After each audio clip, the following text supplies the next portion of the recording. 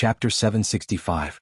At the mention of the Yu Palace, Lu Jianghe's tone was filled with disdain.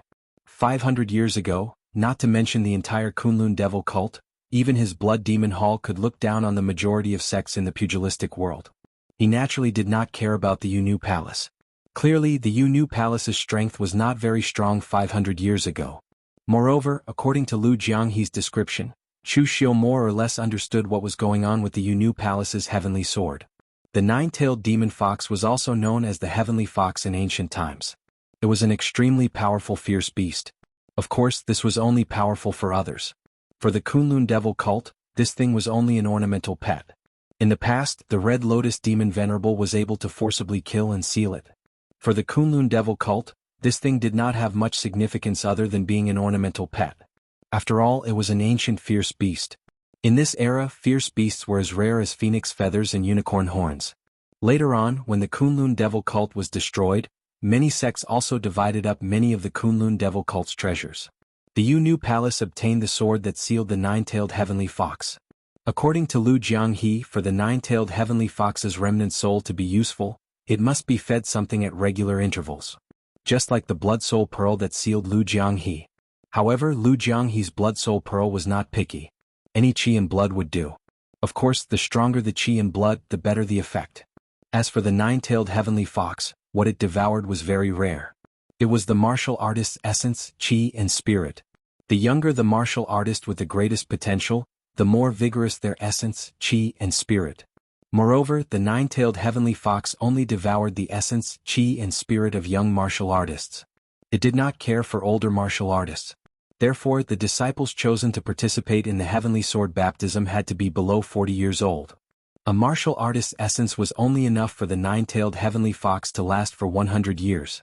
The first 30 years were the most powerful and could make it help the Yu Palace. In the later stages, its strength would gradually weaken. After 100 years, if it still did not devour the essence, energy and spirit of young martial artists, it would end up like Lu Jianghe falling into a deep slumber.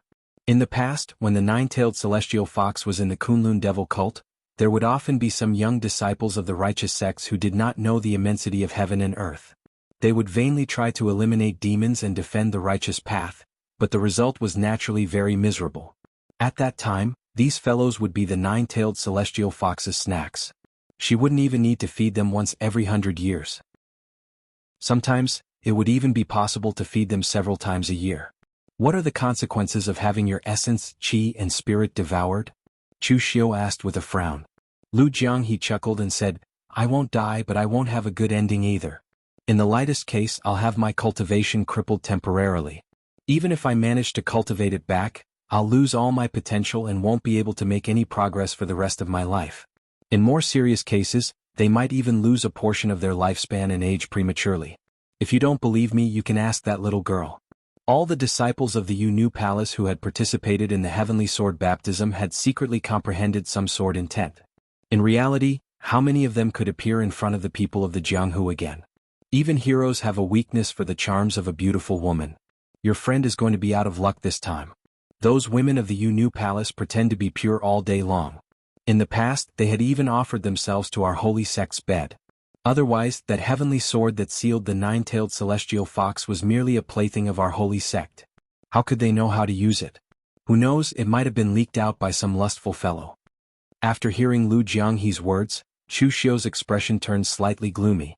In the past, he had already guessed that Yan Fian had other motives for getting close to Lu Fengxian. He didn't expect this woman to be so scheming. Luo Feiheng saw that Chu Xiu didn't say anything for a long time. She was just about to ask something when Chu Xiu said, Did the Yu Palace invite you? Luo Feiheng shook her head and said, I'm not the Luo family's young miss right now. Why would they invite me? Every time the Yu Palace holds the sword welcoming assembly, it's actually a show of force to tell other forces that our Yu Palace has strength again. Be careful.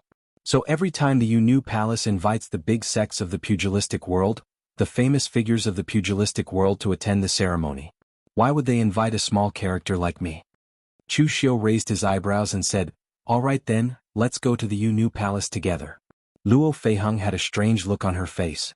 They didn't invite you. What are you going for? Chu Xiu said indifferently, Who said that I can't go without an invitation? Doesn't the Yu Palace want a big scene? Don't they want to invite the famous figures of the pugilistic world to give them face? I wonder if my Chu Xiu's face is big enough. Luo Feiheng could tell that something was wrong with Chu Xiu's tone. But she didn't say much. She was also the kind of person who loved to join in on the fun. Now that there was fun to freeload, she couldn't ask for more. Although the Yu Palace's strength had always been mediocre, they were still a big sect that had been passed down for thousands of years. They still had a foundation. So when the Yu Palace held the sword welcoming assembly, more than half of the sects that posted the invitation came.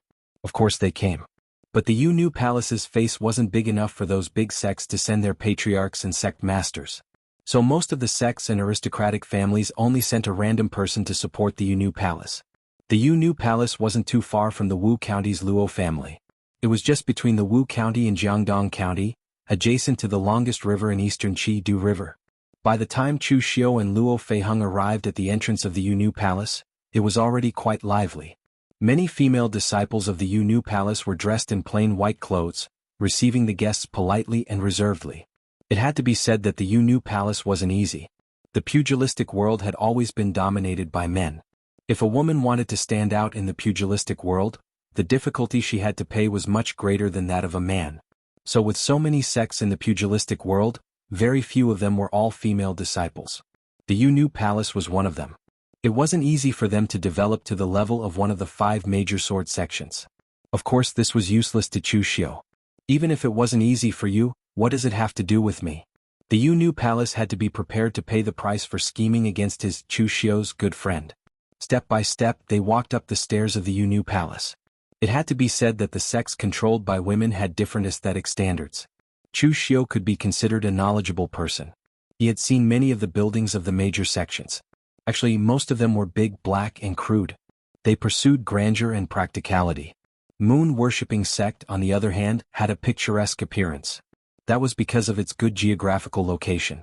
The Yu Palace was really willing to spend a lot of money. They actually used snow mountain rocks from the extreme north to build the entire palace. This thing didn't have much use. It wasn't sturdy and couldn't be used as a medium for formations. The only good thing was that it was snow-white and looked very good. The snow-white and dazzling palace coupled with the Yu Palace disciples dressed in white robes and wielding swords made it look like a paradise in the human world. However, when the Yu Palace disciples in charge of welcoming the guests saw Chu Xiu and Luo Feiheng walk up, their expressions couldn't help but change. Perhaps some of them recognized this Luo clan's young miss and some didn't. However, the righteous and demonic wars had just ended. Who wouldn't recognize him, Chu Xiu? At this moment, Chu Xiu's black robe was fluttering in the wind. At his waist was the heavenly demon dance with a sinister aura. His entire person was emitting a gloomy and evil aura. It was in conflict with the Yu Palace's snow-white and clean aura. Moreover, Chu Xiu didn't have the slightest expression on his face. He even had the posture of suddenly drawing his sword and chopping people. Who would dare to let Chu Xiu in at this time? Moreover, although the Yu Palace didn't participate in the righteous and demonic wars, the Yu Palace was a genuine righteous sect. The Yu Palace didn't participate this time because of their strength. It couldn't be said that they changed their stance. Chu Xiu was a genuine demonic overlord. He was the face of the Yinma lineage. What was the meaning of letting him in? However, before they could speak, Chu Xiu directly said, Northern Yanzhen Wu Hall Governor Chu Xiu has come to pay a visit to the Yu Palace's Palace Master Lin. I congratulate the Yu Palace for holding the sword welcoming assembly. Hearing that Chu Xiu put his identity as the Northern Yanzhen Wu Hall Governor, the Yu Palace disciples didn't know what to say. Was the imperial court considered demonic? Sometimes food could be eaten indiscriminately, but words couldn't be said indiscriminately. The Yu Palace disciple in charge of welcoming the guests could only say awkwardly, Official Chu, please forgive us. This time, our Yu Palace didn't invite you to participate in the sword welcoming assembly. At this moment, the martial artists who were heading to the Yu Palace to participate in the sword welcoming assembly also noticed this scene. They immediately gathered around and whispered. They weren't in a hurry to enter the Yu Palace. Who didn't know of Chu Xiu's current reputation? He had a feeling that he came to the Yu Palace with ill intentions. However, the righteous and demonic Dao war had just ended. Whether it was the righteous or demonic Dao, they were in a temporary truce to recuperate. Looking at Chu Xiu's intentions, did he still want to cause trouble for the Yu Palace at this time? However, they didn't hear that Chu Xiu had any grudges with the Yu Palace. Chu Xiu said matter-of-factly, I know you didn't invite me. It doesn't matter, I don't mind. I'm a magnanimous person and won't bother with women. Chu Xiu rummaged through his spatial secret box and didn't seem to find anything suitable as a congratulatory gift. Therefore he took out 2 bottles of blood recovery pills and threw them to the Yu Palace disciple. He waved his hand generously and said, "This is the specialty of my northern Yanzhen Wu Hall. Take it, no need to be polite. Other people don't bring congratulatory gifts. I'm a particular person. When I come to other sects as a guest, I have to bring something, right?" The Yu Palace disciple held the 2 bottles of blood recovery pills with a dumbfounded expression. She really didn't know what to do at this time. Although women weren't the mainstream in the pugilistic world, they had some privileges. Therefore, no one would make things difficult for the Yu Palace disciples. No one could bear to make things difficult for these delicate female disciples. This was the first time she encountered such a thing. At this time, Chu Xiu's expression suddenly turned gloomy. "What?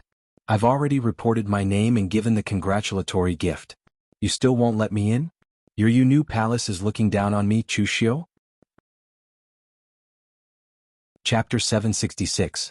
Aura was something that some people were born with. For example, the descendants of the royal family were born with an aura that was higher than ordinary people. However, most people's aura was cultivated later in life, just like Chu Xiu.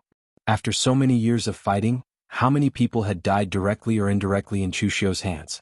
Perhaps even Chu Xiu himself couldn't count them. Especially during this period of time, when Chu Xiu fought with people in the Jianghu, his opponents were all experts from top sections. Among them, there were even experts in the true fire spirit refining realm like Fang Jinwu. These people all died in the hands of Chu Xiu. At this moment, how could the aura that Chu Xiu had cultivated be ordinary? When Chu Xiu's expression turned gloomy, the air around him seemed to have stagnated and became extremely heavy. Even the sky above Chu Xiu's head was covered with dark clouds, and indistinct roars of thunder could be heard. Raging wind and thunder. Chu Xiu had also reached such a supreme realm. The female disciple in charge of greeting guests was so scared by Chu Xiu's state that she didn't dare to say a word. However, at this moment, a voice suddenly rang out, "Official Chu is so powerful. Unfortunately, this power can only be used on women. As a man, what's the point of bullying a woman?" Everyone present revealed a trace of surprise in their eyes. Someone actually dared to ridicule Chu Xiu, who was so bold. However, when they saw the person who came, they were relieved. The Sun clan of River East was indeed bold. The person who ridiculed Chu Xiu was Sun Changming, the disciple of the Sun clan of River East who had designs on Luo Feiheng and was scolded away by Chu Xiu. The Sun clan of River East was very close to the Yu Palace. Both sides were only separated by a river, so on this occasion the Sun clan of River East would definitely send someone. Moreover, the people who came this time were not only Sun Zhangming, but also Sun Qili who had appeared in front of Chu Xiu last time, and another martial artist who was slightly older but had a more powerful and calm aura. Chu Xiu suddenly turned his gaze to Sun Zhangming and said with a murderous tone, "If you don't have the ability to bully women, then how about I bully you?" To tell the truth, Chu Xiu was already very polite to the Yu Palace. Of course, bullying women wasn't considered a skill, but the problem was that the Yu Palace was scheming against his good friend, Lu Fengxian. Since someone wanted to court death, then don't blame me, Chu Xiu, for bullying them. This was the Yu Palace. If it was any other sect, Chu Xiu might have already swung his saber at them. At this time, Lu Jianghe's voice rang in Chu Xiu's ears. "Eh? A disciple of the Sun clan of River East? A descendant of that old tortoise of the Sun clan? That old tortoise is famous for his endurance. Even if this deity slapped his grandson to death in front of him, he could still smile and say that it was a good kill. Even if this deity defecated on his head, he could say that the defecation was fragrant. Kid, don't be afraid of the Sun clan. That old tortoise is probably long dead. The one in charge now should be a little tortoise. If they dare to cause trouble for you, then let this deity out. This deity can definitely protect you from death." Chu Xiu ignored Lu Jianghe. At this time, the slightly older martial artist of the Sun clan stood up and said with a frown, "Official Chu, although your seniority isn't high in terms of status, it's not low either. Are you not afraid of losing face by arguing with a junior like this? Since you know it's a junior, then act like one. Don't interrupt where you shouldn't interrupt. A junior doesn't know the rules, but as an elder, don't you know the rules?" As soon as he finished speaking, Chu Xiu suddenly took a step forward, and the violent aura around him instantly erupted. It was incomparably ferocious, and the originally peaceful Yu Palace was covered in a layer of haze. The martial Dao Grandmaster of the Sun Clan showed a hint of anger on his face, but at this time, Sun Qili glared at Sun Changming fiercely. He pulled the martial artist's arm and transmitted his voice, "Second brother, be careful. This Chu Xiu's strength is extraordinary. It's just the two of us today. I'm afraid we won't be able to gain an advantage if we clash with him." This martial artist was the second son of the Sun Clan, Sun Qifan. He was not weak in the Sun Clan, but he rarely appeared in the Jianghu, so he was not well known. But even if he was not weak, he did not dare to say that he could definitely defeat Chu Xiu. Of course, the most important thing was to lose in this kind of situation. With so many people watching, if the Sun Clan of Jiangdong showed weakness in front of Chu Xiu, where would their face be? At this moment, a clear female voice came from above. "Both of you calm down. Give the Yunu Palace some face." The palace master of the Yunu Palace, Lin Fengya, walked out of the palace, followed by Lu Fengxian and Yan Fian. Chu Xiu also saw Fang Qishao looking out of the door sneakily. When he saw Chu Xiu, he even waved at him. Ever since the battle on Mount Fuyu, Lin Fengya rarely appeared in front of the people of the Jianghu. However, even though her injuries had been treated by miracle doctor Feng Buping, she still did not recover. At least, Chu Xiu could feel that her aura was still a little weak. The two people from the Sun Clan snorted coldly. With a way out, they easily took it and directly led their people into the Yunu Palace. Lin Fengya walked in front of the female disciple who was welcoming the guests and slapped her. She said with a gloomy expression, "What are you doing?" Although the sword welcoming conference did not invite official Chu due to the long journey, now that official Chu has come personally, you still want to stop him. What use are you if you don't know your place? The female disciple covered her face, looking like a pear blossom in tears. It made people's hearts ache to see her like this. If it were someone else seeing this, they would definitely say to let the matter go and generously let it go. However, Chu Xiu said indifferently, "So insensible, it's quite useless. Just kill her." Lin Fengya's expression immediately froze. The surrounding people also looked at Chu Xiu with a dumbfounded expression. This guy did not play by the rules. Of course, Lin Fengya would not kill her own disciple for such a small matter. She could only force a smile and said, "Official Chu must be joking. Please come in." Lu Jiang, he laughed coldly in Chu Xiu's mind. Those bitches from the Yunu Palace are just so unreasonable. This venerable looked down on them back then. This generation's palace lord is still somewhat good-looking. Of course, she is far from your Yin demon sex little girl. However, some people like this kind of dignified, holy, and inviolable appearance. Even within the holy church there are many people who like this. Otherwise, why do you think the Yunu Palace hasn't been killed when they clamored about getting rid of demons every day? Isn't it because there are people who care for the fairer sex? As Chu Xiu followed Lin Fengya into the Yunu Palace, he said to Lu Jianghe in his mind, "Why do I feel like you have a lot of resentment towards the Yunu Palace? Could it be that you also had some thoughts about the palace lord back then, but she rejected you in the end?" Lu Jianghe said disdainfully, "If this venerable likes that woman, then it is her honor. To be liked by this venerable is something that countless women in the pugilistic world yearned for. Just their Yunu Palace is qualified to reject this venerable?" Chu Xiu ignored Lu Jianghe's bragging. After entering the Yunu Palace, Lu Fengxian called out to Yan Fian and went to personally receive Chu Xiu. Yan Fian frowned slightly. To be honest, she did not expect Chu Xiu to come. She was the one who did not let Lu Fengxian tell Chu Xiu. Yan Fian was always a bit afraid of Chu Xiu. Therefore, before the start of the sword welcoming assembly, Lu Fengxian wanted Chu Xiu to get up, but she stopped him. The reason was that this was a special period. Chu Xiu had just finished fighting the righteous and demonic factions. He might still be in seclusion, so it was not convenient for him to come to Eastern Qi. Lu Fengxian agreed. He did not want to trouble Chu Xiu, so he did not inform him. Xie Xiaolu was the same. Yan Fian used the excuse that the journey was too far and did not inform him. As for the Shangshuaying clan, because they did not have any relationship with the Yunu Palace, they did not inform them under Yan Fian's suggestion. Among all of Lu Fengxian's friends, only Fang Qishao was invited. Fang Qishao could come because of Sword King City. As one of the 5 major sword sects, it was impossible for the Yunu Palace not to inform Sword King City. At this time, Sword King City had just suffered a crushing defeat in the righteous and demonic factions.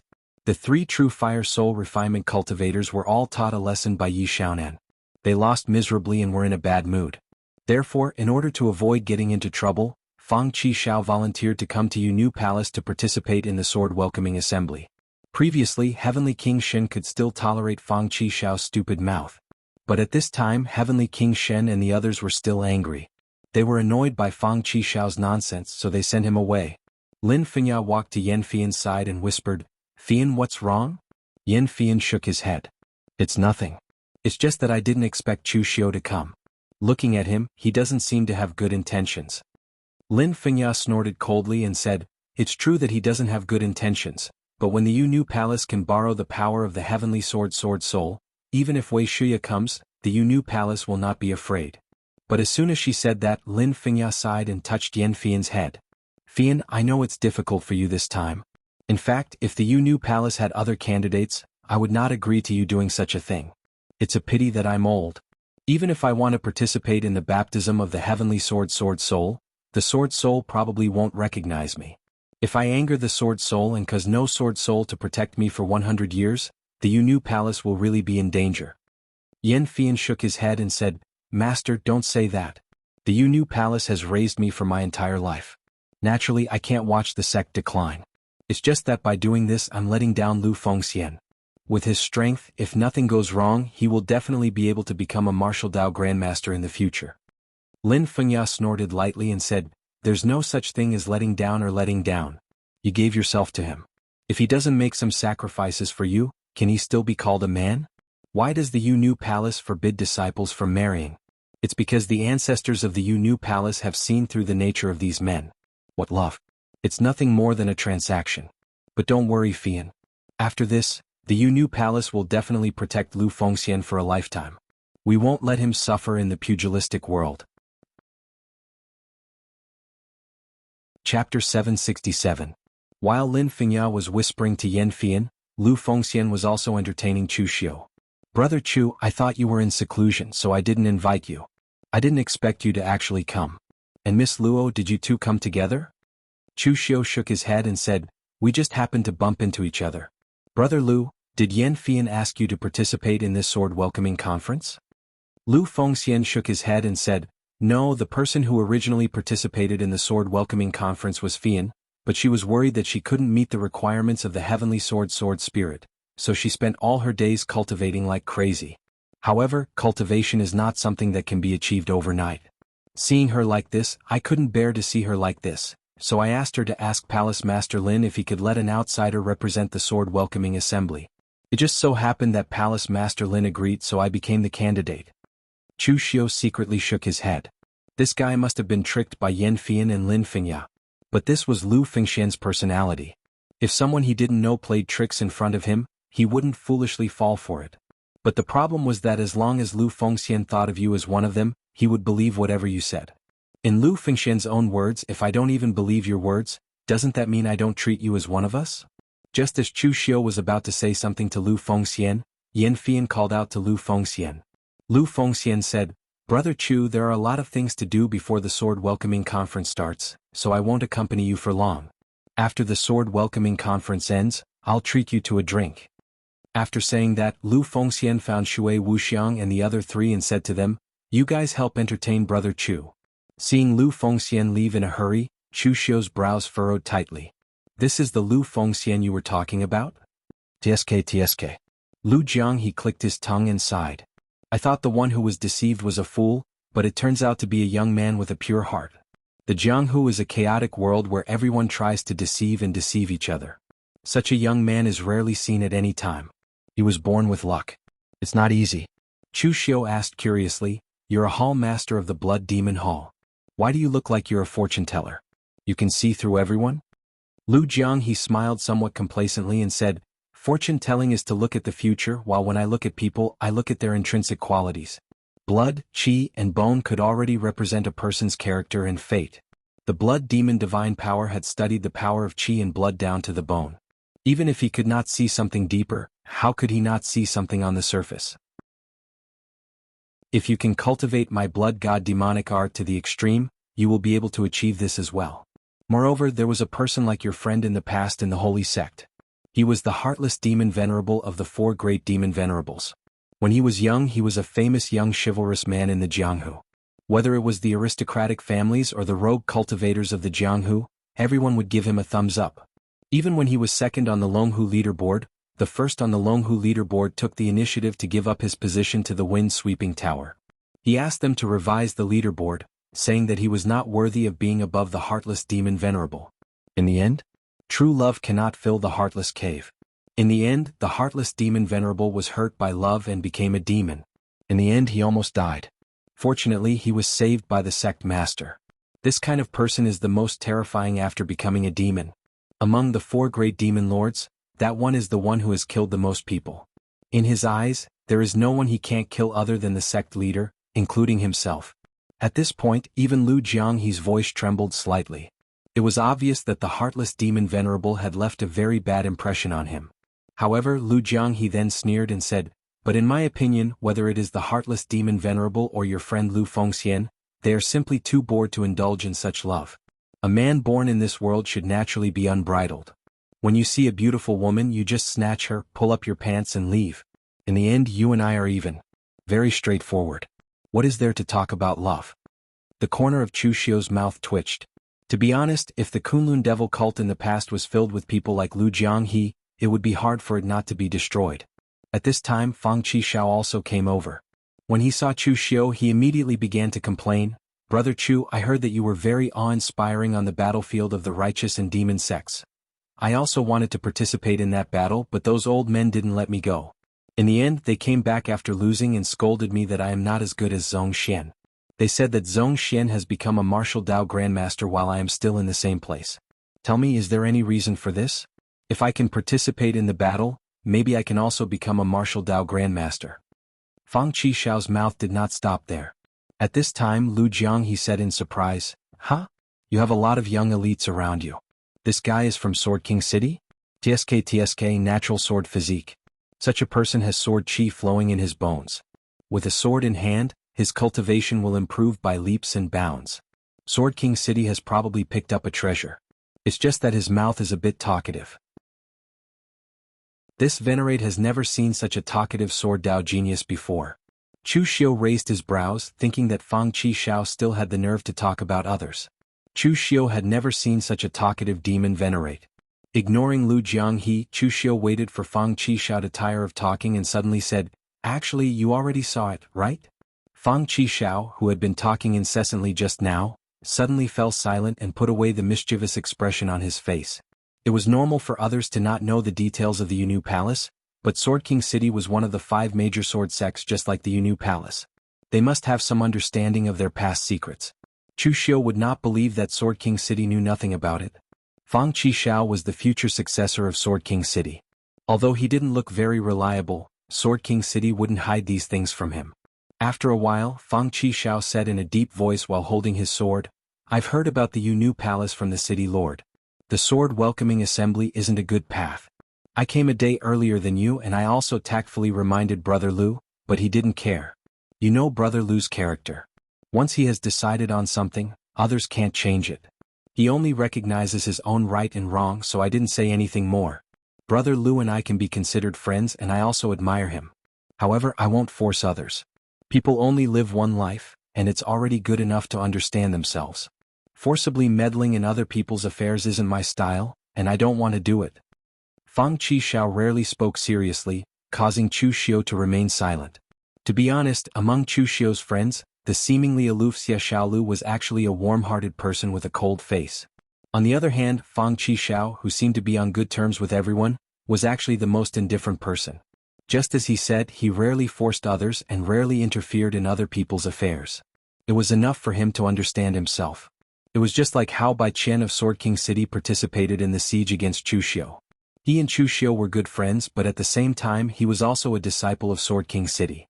Fang Qishao couldn't bring himself to betray the sect for Chu Xiu, and he also couldn't bring himself to kill his friends for the sake of the sect's interests.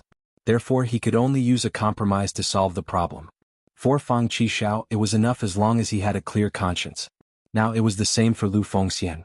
Sword King City might not know as much as Chu Xiu, but the other party still knew about it. Therefore, Fang Qishao also secretly reminded Lu Fengxian, but Lu Fengxian didn't notice it. Perhaps she noticed it, but she didn't believe it. For Fang Qishao, what he could do was already the limit. He couldn't ruin the sword welcoming assembly for Lu Fengxian, forcefully stop it, and so on. If he did, it might cause Lu Fengxian to misunderstand and increase her resentment. This was Fang Qixiao's character hidden in the deepest part of his heart. He was indifferent, fair, and only wanted a clear conscience. He did what he had to do, and as for the result, it was not his business. Chu Xiu patted Fang Qixiao on the shoulder and didn't say much. In fact, Chu Xiu's character was almost the same. Sometimes he was even more indifferent than Fang Qixiao. It was appropriate to describe Chu Xiu in one sentence: after I die, who cares about the flood? In the end, Chu Xiu was just an egoist, and even Fang Qixiao pursued a clear conscience. Chu Xiu didn't even need to pursue a clear conscience. As long as it was good for him, even if he felt guilty, so what? But Lu Fengxian was different. He had to take care of this matter. In the past, Chu Xiu befriended Lu Fengxian with a trace of utilitarian nature, because he knew Lu Fengxian's future growth trajectory. There was no harm in befriending such a future powerhouse. But later on, Lu Fengxian had always treated him sincerely, thinking that Chu Xiu was a true friend who had gone through life and death with him. Even when Chu Xiu was besieged by the entire orthodox martial arts world, Lu Fengxian did not hesitate to help him with all her strength. In Lu Fengxian's heart, Chu Xiu was only a good friend and brother, regardless of righteous path or evil path. Chu Xiu couldn't forget these things. So even if the Yu Palace's target wasn't him, Chu Xiu still came. This was also a rare occasion for Chu Xiu to participate in things that had nothing to do with his own interests. Turning his gaze to Shui Wuxiang and the other three, Chu Xiu frowned and said, "What the hell are you four doing? I don't believe that you can't see that those women from the Yu Palace are acting." Shui Wuxiang and the other three had followed Marquis Lv1Ho to roam the world 10,000 years ago. Among them, Yan Qishao only used his muscles to think and only knew how to kill. But for Shui Wuxiang, he had already given advice to Marquis Lv1Ho 10,000 years ago. Even if he was a useless strategist, he was still an experienced old fox. Not counting the 10,000 years of being sealed and slumbering, they shouldn't be young anymore. Even if they didn't know about the heavenly sword soul, they could at least see that Yan Fian and the others were acting and plotting against Lu Fengxian, right? Chapter 768. Shui Wuxiang and the other three were also enraged by Chu Xiu's questioning. Of course they couldn't beat Chu Xiu now, and they also knew the relationship between Lu Fengxian and Chu Xiu. Shui Wuxiang stopped the other three with an angry look and said helplessly, "Do you think we didn't warn the Lord? But the Lord's character is exactly the same as the old Lord. He doesn't listen to us at all, and instead says that we're being suspicious. Our cultivation has not recovered yet, otherwise even if we have to face the risk of the Lord's blame, it would be the simplest to destroy this Yu Palace." Chu Xiu frowned and waved his hand. It seemed that Lu Fengxian was really determined to jump into the pit. Speaking of which, why didn't he see that Yan Fian had such great charm? Now wasn't the time to talk. Chu Xiu directly followed Shui Wuxiang and the others into the Yu Palace. The central hall of the Yu Palace was already filled with seats, and most of the martial artists who came to participate in the sword welcoming assembly were already seated. Originally, as an uninvited guest, Chu Xiu didn't have a seat. But the Yu Palace didn't want to complicate matters, so they specially arranged a seat for Chu Xiu. But just as Chu Xiu sat down, an angry voice came from the opposite side. "Chu Xiu! How dare you appear here?" Chu Xiu looked up and saw an old Taoist wearing a gray robe looking at him with a face full of hatred, as if he wanted to swallow Chu Xiu alive. Needless to say, Chu Xiu knew that he was definitely from Chunyang Dao sect. Chu Xiu had already formed a grudge with Chunyang Dao sect before the Great War between the righteous and demonic sects, and he killed the people of Chunyang Dao sect in the Great War between the righteous and demonic sections. At this time, if the warriors of Chunyang Dao sect saw Chu Xiu with a calm expression, it would be strange. However, Chu Xiu was still a little puzzled. He really couldn't figure out what the people of Chunyang Dao sect were thinking. The strength of Chunyang Dao sect had declined to such an extent. The older generation might still have some foundation, and the number of martial Dao grandmasters was not small. However, among the younger generation, Chunyang Dao sect did not have many outstanding figures. To be precise, there was no one. If this went on, in another few decades or 100 years, the older generation of Chunyang Dao sect warriors would have died of old age, and the new generation of Chunyang Dao sect would definitely decline. If it were other sects, they would definitely think about how to avoid such a thing. Only Chunyang Dao sect was still stubborn, thinking about how to get rid of demons and defend the Dao. For example, the old Taoist knew that he was no match for Chu Xiu, but he still couldn't help but take the initiative to provoke him. Chu Xiu raised his eyebrows and said lightly, "Why? Do you have a problem with me appearing here?" Do you want to get back your dignity here after losing in the great war between Taoists and demonic sects? Alright, I'll keep you company.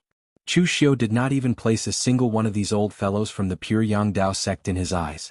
Only Shi Yunzi, who had held the pure Yang sword to stop Chu Xiu last time, was a little troublesome. At this time, the people of Yu Palace also noticed the commotion here.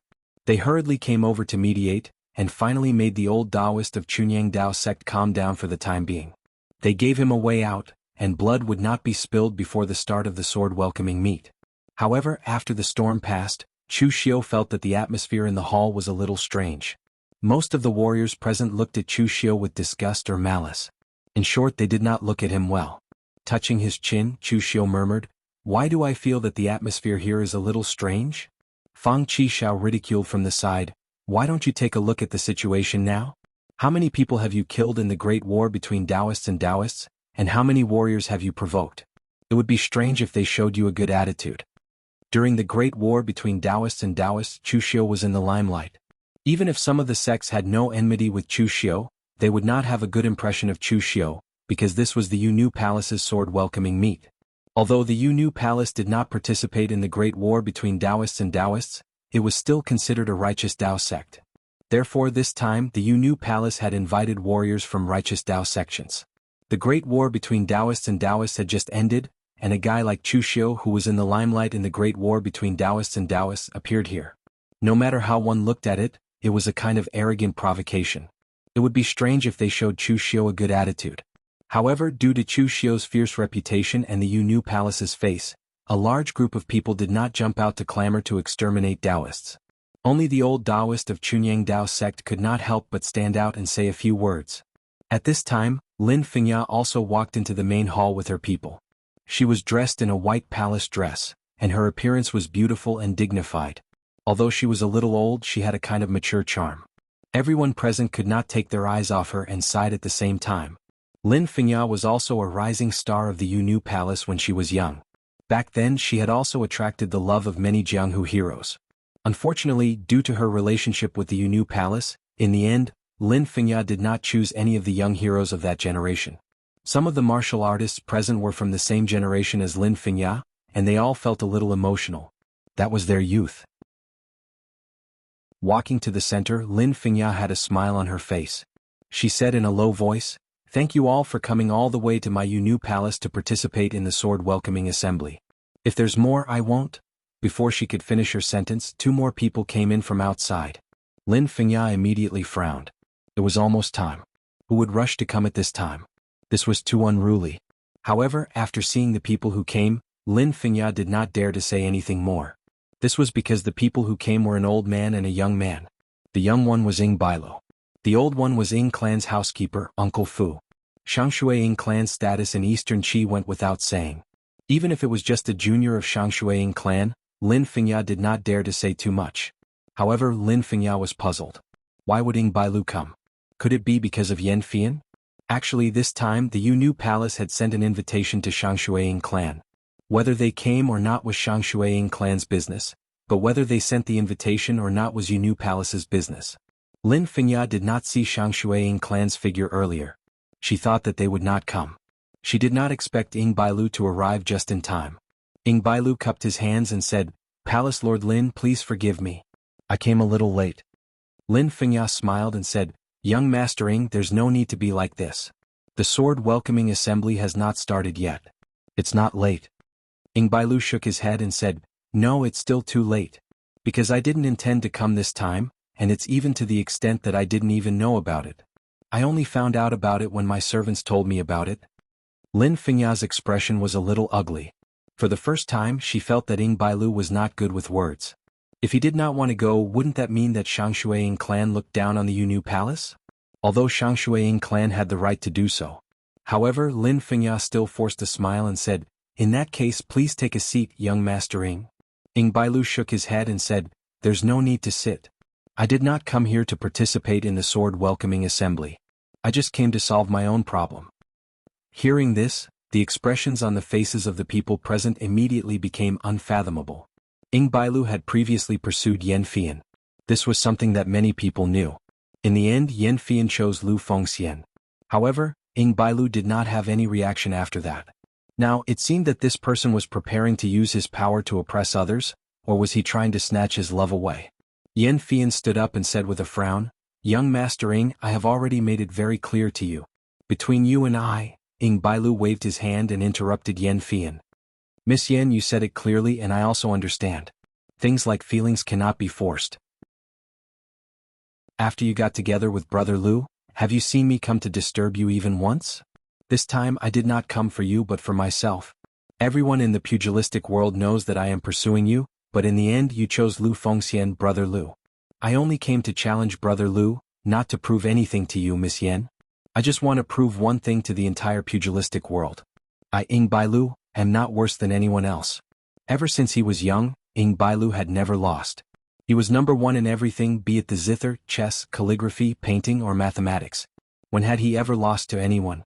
Therefore, although in the eyes of outsiders, Ing Bailu's character was very indifferent, and he did not fight or fight, even if it was a ranking on the Longhu list, in reality, it was not that Ing Bailu did not fight, he was just too lazy to fight. But in terms of feelings, he had to admit that he had lost to Lu Fengxian. He had pursued Yan Fian for so long, but in the end, Yan Fian chose Lu Fengxian. Things like feelings could not be reasoned with. It was won or lost, so he had never asked Yan Fian how he was inferior to Lu Fengxian, and he had never disturbed her. From the day Yan Fian chose Lu Fengxian, Ing Bailu knew that he had lost, and he took the initiative to let go of this relationship. Today he did not come to take back Yan Fian, nor did he come to find trouble with Lu Fengxian. He only wanted to fight to prove that he, Ing Bailu, was not worse than anyone else. Ing Bailu did not fight or fight, that was true, but he also had his own pride. Yan Fian was about to say something, but Ing Bailu spoke first. "Miss Yan, I have already said that this matter has nothing to do with you. There is still some time before the sword welcoming meet. The Yu Palace can't even afford to delay this little bit of time, right? I am also an old acquaintance of Brother Lu. This time it is only a matter of victory and defeat, not a matter of life and death, so you don't have to worry that it will affect the next sword welcoming meet." As he spoke, Ing Bailu took out a bottle of elixirs and said, "This is the 8 Revolution Elixir, Green Dragon Emu Wood Heaven Reversing Life Transformation Pill. Any injury can be healed in a short time. In case of accidental injury with this bottle of elixir, it will not affect Brother Lu's participation in the sword welcoming meet." Chu Xiu, who was behind, rubbed his head. Green Dragon Emu Wood Heaven Reversing Life Transformation Pill? Why did this name sound so familiar? Chapter 769. Chu Xiu did not stop Ing Bailu from challenging Lu Fengxian, nor did he express any opinion. Speaking of which, Ing Bailu was also the one who was deceived. His infatuation was no less than Lu Fengxian's. One had to know that with Ing Bailu's status, looks and strength, the number of women who wanted to marry him could line up from Eastern Qi to Western Chu. But after so many years he only liked Yan Fian. He was infatuated enough. Moreover, Chu Xiu did not feel any killing intent from Ing Bailu. This time, Ing Bailu was indeed fighting for himself, not for anyone else. Yan Fian still wanted to stop him. The sword welcoming conference was about to begin. She did not want any accidents. At this time Lu Fengxian suddenly stood up and said, "Since Brother Ing wants to fight, then I will fight with you.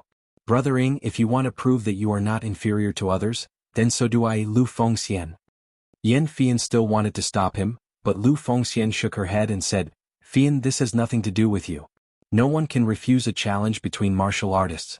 Don't worry, I will not delay the sword welcoming conference." As the sound of his voice faded, Lu Fengxian directly walked out with his ancient halberd. Yan Fian's brows furrowed deeply, but she did not try to stop him. After spending so much time with Lu Fengxian, Yan Fian understood Lu Fengxian's personality. As long as he made a decision, no one could change it. A smile appeared on Ing Bailu's face. "Brother Lu, you are straightforward." As soon as he finished speaking, Ing Bailu's ink-colored energy began to swirl around him, and a series of furious dragon roars rang out around him. The stellar energy transformed into a dragon, and his aura instantly rose to the extreme. This generation's Longhu leaderboard was filled with outstanding young talents, especially during this period of time. Almost everyone had placed their attention on Zhang Qingzhen, Chu Xiu, and Zhong Xian, getting out of the Longhu leaderboard and entering the Wind Cloud leaderboard. In the past, such abilities might only appear once every few hundred years, but now there were 3 of them in the same era. However, the crowd had neglected the fact that the other geniuses on the Longhu leaderboard were not weak either. Whether it was Fang Qishao or Ing Bailu, if not for Chu Xiu and the others, these few could also be the young elites who could lead an era. When Chu Xiu saw Ing Bailu's power, he knew that Ing Bailu had improved a lot compared to the time when Chu Xiu fought him. Lu Fengxian held halberd in her hand and was surrounded by demonic aura. The demonic aura was so thick that it even covered up his handsome face. It was as if a demon had descended. Chu Xiu narrowed his eyes. He really did not expect that Lu Fengxian's cultivation had also reached this level. When Chu Xiu used the Nine Heavens Fiend Golden Body, he thought that his attainment in this cultivation method was probably higher than Lu Fengxian's. But now, it seemed that Lu Fengxian's attainment in this cultivation method was not inferior to his. Of course, in terms of physical cultivation, even if the realm was not taken into account, Chu Xiu was still stronger. After all, he also cultivated the Great Vajra Divine Strength. Buddhist Golden Body, Devil Sect Body Refinement. Now, Chu Xiu only needed one Dao Sect Mysterious Technique to gather all the body refinement cultivation methods of the three major sections. The halberd in Lu Fengxian's hand clenched tightly. When it fell with a loud bang, it suddenly erupted with a shocking power. It even shook the entire Yu Palace, and the formation was immediately activated. Lu Jiang, he said in surprise in Chu Xiu's mind, Tiske, he is actually a martial artist who completely cultivates the strength Dao. Your little brother is very ambitious. Cultivating the strength Dao to the peak is not an easy path. Using strength to break all kinds of techniques, but how could it be so easy in reality? People cultivate all kinds of complicated martial techniques. How could it be possible to rely on simple strength to break all kinds of techniques? If you want to break all kinds of techniques with strength, you need to be several times or even 10 times stronger than your opponent. Chu Xiu had only seen two martial artists who purely cultivated the strength Dao. One was Qin Xingdi's fist, and the other was Lu Fengxian's halberd. This path of cultivation was much more difficult than that of an ordinary martial artist. Even 500 years ago, when heroes and geniuses were emerging in large numbers, only a few people succeeded in cultivating it. The ancient halberd smashed downwards. The boundless aura it exuded made LV Fengxian seem like a devil god. As the halberd descended, one could even faintly hear the roars of a devil god, incomparably horrifying. Lu Fengxian did not use the unparalleled divine weapon of Marquis Lu Wenhou in the past. The unparalleled divine weapon consumed too much energy. Once it was used, it would not be a competition but a battle to the death. But even so, Lu Fengxian's halberd carried absolute power. Even some of the martial masters present were shocked. They wondered if they could block Lu Fengxian's halberd if they were in her shoes. Ing Bailu took a step forward, and the ink-colored astral chi around him turned into a dragon. He formed a fist seal and met Lu Fengxian's powerful halberd without dodging or retreating. A loud bang rang out. As the astral energy exploded, even the Yu Palace's formation began to tremble and let out a series of loud noises. Lin Fengya's expression suddenly changed. She immediately joined forces with the dozen or so Unity of Heaven and Man realm martial artists of the Yu Palace to pour their true chi into the formation. If they didn't use their full strength, the Yu Palace's formation would not last for long. At that time, the entire palace would be completely destroyed by the two of them. Under Lu Fengxian's halberd strike, absolute power erupted. Ing Bailu's ink-colored dragon head shattered, and he was blasted back several steps. But at that moment, Ing Bailu's fist smashed down, and his astral chi dragon tail swung repeatedly. He actually forcibly withstood Lu Fengxian's powerful halberd strike. The ink-colored astral chi around him transformed into a dragon claw. The claw's power seemed to envelop heaven and earth. It tore apart the demonic chi in front of Lu Fengxian and clawed at her. Lu Fengxian let out a low roar, the ancient halberd sweeping horizontally around his body, resembling a demonic god. Every time it swept out, an earth-shattering explosion would resound out. Under the continuous sweep of the ancient halberd, the astral chi dragon claw had already shattered, the black astral chi dissipating in all directions. Even the ground beneath their feet was filled with cracks. Lu Fengxian's unrivaled demon god halberd was similar to Qin Xingdi's fist intent, containing very few variations, only extreme power. Block it and you have a chance to win. Fail and you'll be the one lying on the ground. But Ing Bailu's expression didn't change at all. With a wave of his hand, the black dragon roared and turned into a long saber, slashing down. The dragon head as the hilt, the dragon body as the blade. Unsheathing the great dragon saber, it could behead the world. A piercingly sharp edge descended with a violent momentum. The saber and halberd collided, and the shockwaves were exceptionally shocking. Although it was Ying Bailu's great dragon saber that shattered in the end, a crack also appeared on Lu Fengxian's halberd. Even the demonic qi around Lu Fengxian's body thinned a little, revealing his handsome face, but his eyes were tainted by demonic qi. Ying Bailu didn't stop. This time, his ink-colored astral qi condensed into a dragon spear, and he thrust it at Lu Fengxian with an indomitable momentum. Both sides clashed again, and each time they exchanged blows, the power behind each exchange was incomparably terrifying. Everyone was watching intently. The fight between the two was very exciting. It could be said that most of the martial Dao masters present would not dare to say that they could beat LV Fengxian and Bailu for sure. Lu Fengxian's strength was unparalleled, and she walked the path of suppressing others with sheer strength. On the other hand, Ying Bailu's foundation was also incomparably strong. In terms of pure strength, he wasn't much weaker than Lu Fengxian. Most importantly, Ying Bailu's martial Dao was ever-changing. Although he didn't use any weapons, he could condense any kind of qi from his astral qi. He could use almost every kind of qi with great proficiency. Although he couldn't be ranked at the top among those in the same cultivation realm, there were only a handful of people who could match Ying Bailu. Just as the two of them had reached a critical moment in their battle, Chu Xiu suddenly frowned. In his mind, Lu Jiang, he suddenly chuckled, "Your little brother is about to lose. That Ying family brat is not ordinary. Shangshui River's Ying clan, the Black Dragon ancestral bloodline. Although the Ying clan's people spend most of their time in hibernation, it's undeniable that every generation of the Ying family's disciples is not weak." As soon as Lu Jianghe's voice fell, the ink-colored astral qi around Ying Bailu instantly rose to its peak. He formed a seal with his hands, and the ink-colored astral qi transformed into black dragons that coiled around his body. They were vivid and lifelike, but their artistic conception was somewhat different from before. Almost all martial artists in the oneness of heaven and man realm could condense their astral qi into objects. In theory, any martial artist who could externalize astral qi could do it. However, there were only a few who could truly condense their astral qi into objects. Moreover, Ying Bailu didn't just have one black dragon around him. He had condensed 2, 3, 4, and in the end he had even condensed 9 black dragons. As they roared, they transformed into 9 dragon seals that fell with a loud rumble. They completely enveloped Lu Fengxian, and they continuously strangled her. Halberd danced madly, and Lu Fengxian's eyes had already turned crimson.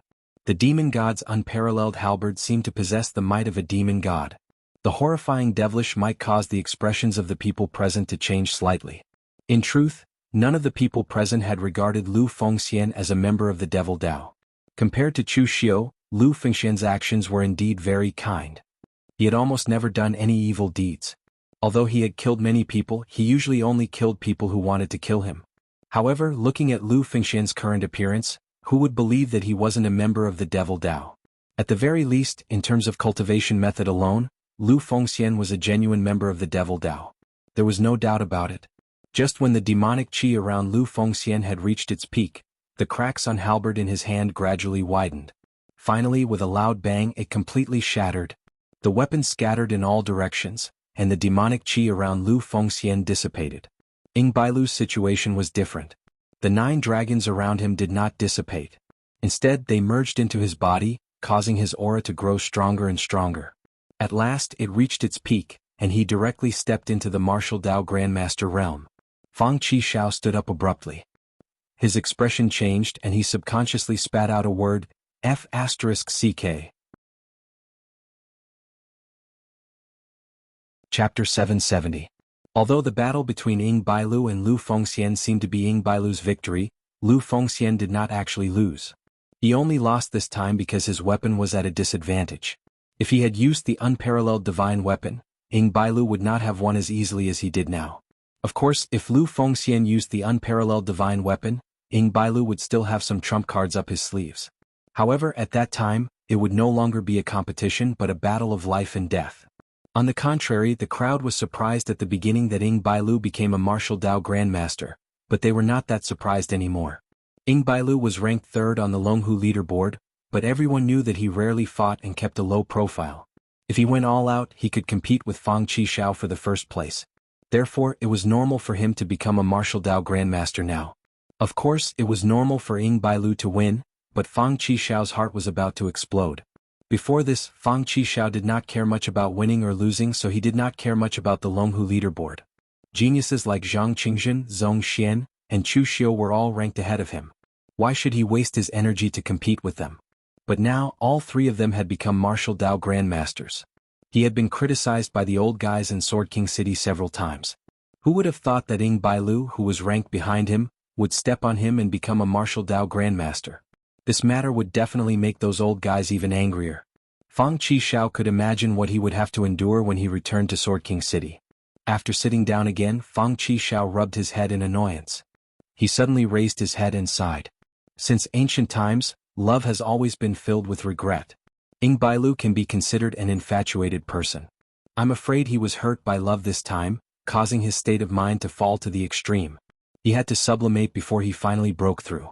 Brother Chu, do you think I should find someone to love and try this feeling? Maybe I can make a breakthrough or something. Chu Xiu glanced at him and said, your request is quite simple. In Yanjing City Spring Moon Brothel, there are 10 silver taels for a night of love, and there are also 100 silver taels for a night of love. If you want to try, as long as your body can take it, I'll arrange it. Fang Qishao subconsciously wanted to thank him, but then he felt that it was a little inappropriate. What? A handsome and elegant genius like him, Fang Qishao, was only fit to find love in a brothel? At this moment, Ying Bailu cupped his hands at Lu Fengxian and said, Brother Lu, thank you for letting me win. With that, Ying Bailu tossed the green dragon Emu Heaven reversing life transformation pill to Lu Fengxian and turned to leave. At this time, Uncle Fu whispered to Ying Bailu, young master, since you're here, why don't you leave after the sword welcoming assembly? Ying Bailu glanced at Uncle Fu with a slightly surprised expression. This was because Uncle Fu was very opposed to him pursuing Yan Fian. Yan Fian didn't agree to his pursuit. In Uncle Fu's opinion, Yan Fian wasn't even worthy of his young master. And in Uncle Fu's opinion, those women from the Yu Palace were nothing good. Therefore, Uncle Fu didn't want Ying Bailu to have anything to do with the Yu Palace. Now, Uncle Fu saw that he had thought it through, so he didn't mind? Ying Bailu didn't think too much about it. Since Uncle Fu said so, Ying Bailu also sat in the back. Seeing that things didn't get out of hand, Lin Fengya and Yan Fian breathed a sigh of relief at the same time. Lu Fengxian said to Yan Fian, Fian, we can start the sword welcoming assembly. Yan Fian said, you just finished fighting with young Master Ying. Recover some true chi first. Lu Fengxian shook her head and said, there's no need. I was just sparring with young Master Ying just now. It wasn't a real life and death battle. I didn't expend much energy. I can just attack directly. At this moment, Chu Xiu suddenly said, Brother Lu, since you're preparing for the sword welcoming assembly, it's better to be more cautious. I'll give you some things. Lu Fengxian walked over to Chu Xiu without thinking. Yan Fian, who was behind him, frowned but didn't say anything. Chu Xiu pulled Lu Fengxian to the side. Before Lu Fengxian could open his mouth to ask anything, Chu Xiu casually stuffed a bottle of blood recovery pills into his hands. But he secretly transmitted his voice, Brother Lu, if I said that there's something strange about this sword welcoming assembly, that Yan Fian and the others are scheming against you, and that the consequences will even make you cripple your cultivation and shorten your lifespan, would you believe me or not? Lu Fengxian was stunned. He looked at Chu Xiu with a surprised gaze, and then subconsciously looked at Yan Fian. After a long while, he nodded his head heavily and said, I believe you. Chu Xiu was stunned. Lu Fengxian believed him so easily? This seemed to be somewhat beyond his expectations. But then Lu Fengxian said, but I also believe that Fian won't harm me. Brother Chu, you're doing this for my own good. But there must be some misunderstanding. Chu Xiu patted his head. He knew it would be like this. This was Lu Fengxian's character.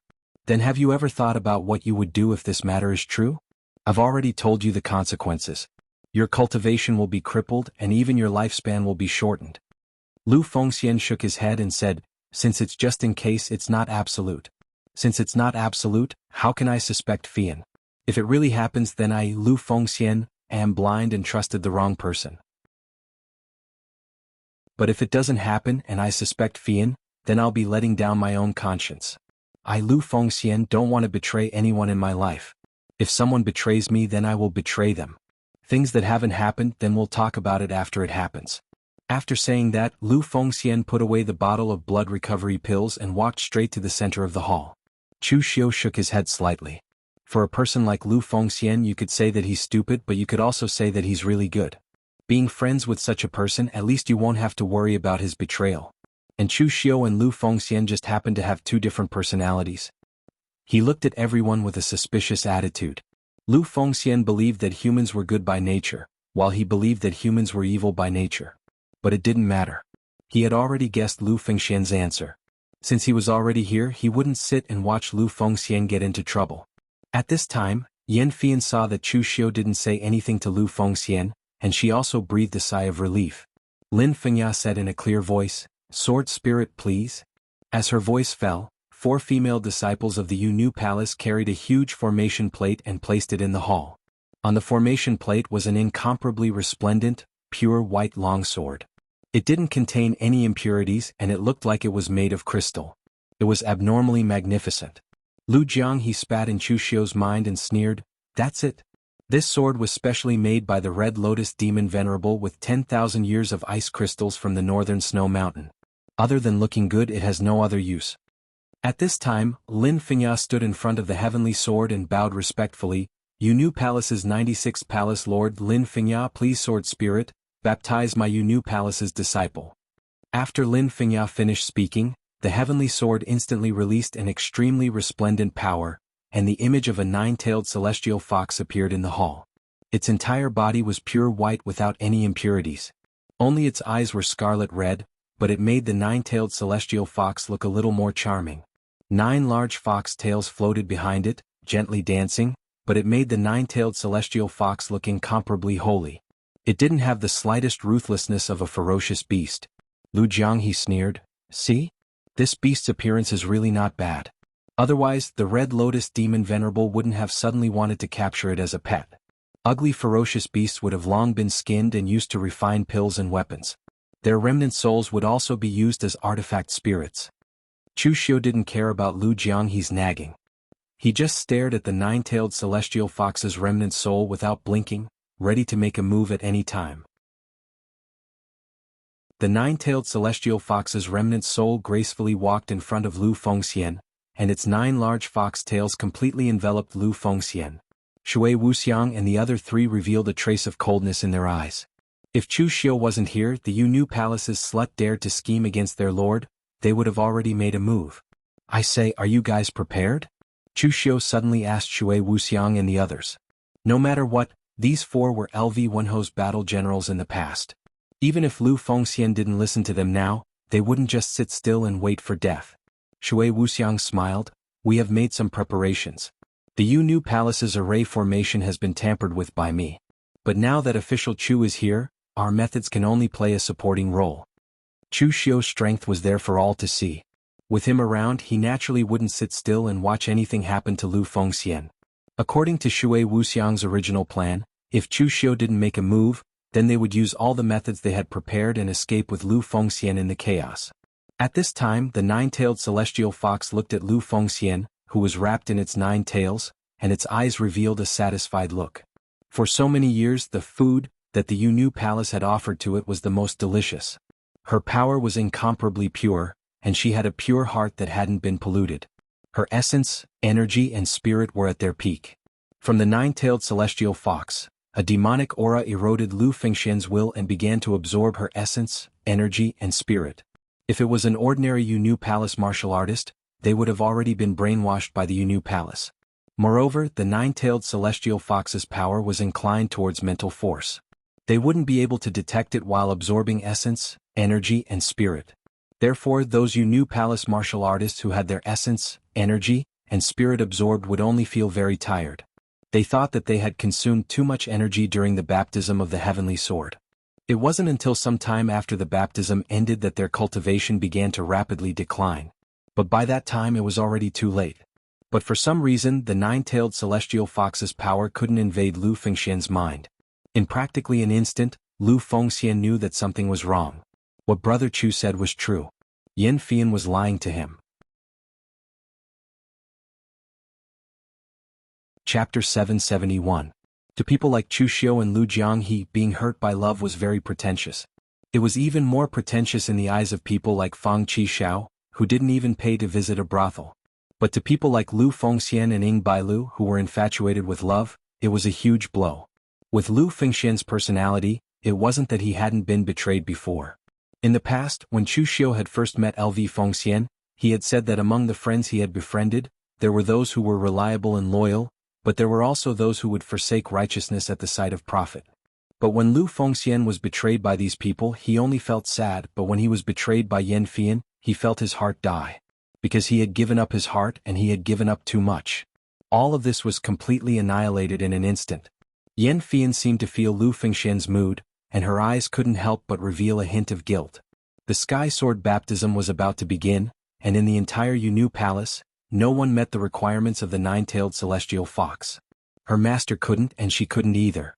So when she first got close to Lu Fengxian, it was with a utilitarian motive. And apart from Lu Fengxian, she couldn't find anyone else on the Longhu list who met this requirement. Ing Bailu couldn't. If he dared to plot against the successor of the Shangshuang clan, he was simply tired of living. Fang Qishao couldn't either. Not to mention the strength of the Sword King city itself, Fang Qishao's personality wouldn't have anything to do with her. As for Li Feilian, he came and went like a ghost, and his figure couldn't be seen at all. So Yan Fian could only choose Lu Fengxian. But humans weren't plants, so how could they be emotionless? At first, Yan Fian did have the idea of using Lu Fengxian, but in the process of interacting with Lu Fengxian, she gradually changed. Previously, Lu Fengxian said that Yan Fian had been cultivating hard before the start of the sword welcoming conference. Actually, that wasn't acting but really cultivating hard. As long as Yan Fian could meet the requirements of the nine-tailed celestial fox, she would rather participate in the Sky Sword baptism herself than let Lu Fengxian come. Anyway, as long as the Yu Palace received the protection of the Sky Sword for another 100 years, they would definitely be able to cultivate another successor. And Yu Palace would definitely be able to Fengxian for another 100 years. Seeing that the sword welcoming meet was about to begin, between LV Fengxian's friendship and the interests of the sect, Yan Fian finally chose the latter. However, she had already made preparations. After this, she would protect LV Fengxian for a lifetime. As long as their Yu Palace still existed, LV Fengxian would be fine. But at this time Lu Jiang he said, "Wait, there seems to be something wrong with that little brother of yours." He actually resisted the erosion of the nine-tailed celestial fox's power with his own willpower. TSK, his willpower is really strong. But that was when Lu Jiang has said, "Hold on. There seems to be something wrong with that little brother of yours." He actually resisted the nine-tailed celestial fox's power with his own will. TSK, his will is really strong. Although Lu Jianghe, the fake demon lord, seemed unreliable at times, he was still a good judge of character. At this time, wrapped up by the nine-tailed celestial fox, Lu Fengxian was surrounded by demon qi, and his eyes were already stained with a touch of red.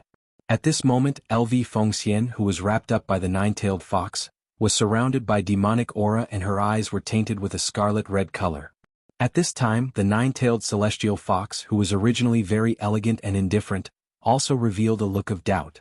The nine-tailed celestial fox, who was originally elegant and indifferent, revealed a doubtful look at this moment. That nine-tailed celestial fox, who was originally very elegant and indifferent, also revealed a look of doubt. The nine-tailed celestial fox's scarlet eyes couldn't help but reveal an ominous glint. The nine-tailed celestial fox's scarlet eyes couldn't help but reveal an ominous glint. No matter how good its appearance was, it was still an ancient vicious beast. Back in ancient times, it had eaten countless cultivators like desserts. His temper was definitely not good. So, after discovering that Lu Fengxian wasn't eroded by its mind power at all, the nine-tailed celestial fox's nine tails shrunk even tighter, and a burst of aura bloomed. Seeing this scene, the others didn't feel anything wrong, but Lin Fengya and Yan Fian frowned at the same time. This was because such a situation had never happened in the previous sword welcoming meet. Could it be that something had happened? At this time, Lu Fengxian suddenly opened his eyes. There was no longer any human spirit in his eyes, only boundless scarlet and powerful demon qi. Wisps of black demon qi coiled around his body. The demon qi was so detailed that it condensed into an armor-like shape around Lu Fengxian's body. At this time, the aura around Lu Fengxian had also become extremely fierce. That fierce aura was so fierce that even the nine-tailed celestial fox couldn't contain it, and it leaked outside. Everyone present was slightly stunned when they felt this aura. Resisting so fiercely, was this still the heavenly sword baptism? Why did it feel like he was fighting with his life on the line? At this time, Shui Wuxiang and the other three were extremely excited, because this aura was a familiar feeling to them from 10,000 years ago. LV Fengxian suddenly raised his head, and the powerful demonic aura around him condensed into a cyclone tornado. His scarlet eyes stared straight at the nine-tailed celestial fox, and he shouted in a low voice, "Evil creature! How dare you!" This voice was low and hoarse, and it was very different from Lu Fengxian's voice before. And hearing this voice and seeing Lu Fengxian's current state, the nine-tailed celestial fox suddenly began to tremble, and his eyes revealed a look of horror. Previously he didn't recognize Lu Fengxian's appearance, but now that he felt Lu Fengxian's aura, and then associated it with his current appearance, the nine-tailed celestial fox suddenly remembered the demon-like existence from 10,000 years ago.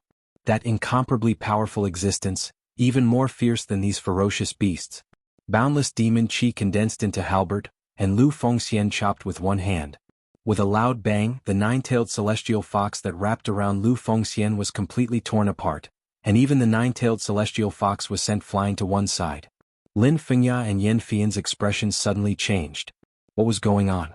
How was it possible that even the nine-tailed celestial fox couldn't suppress Lu Fengxian?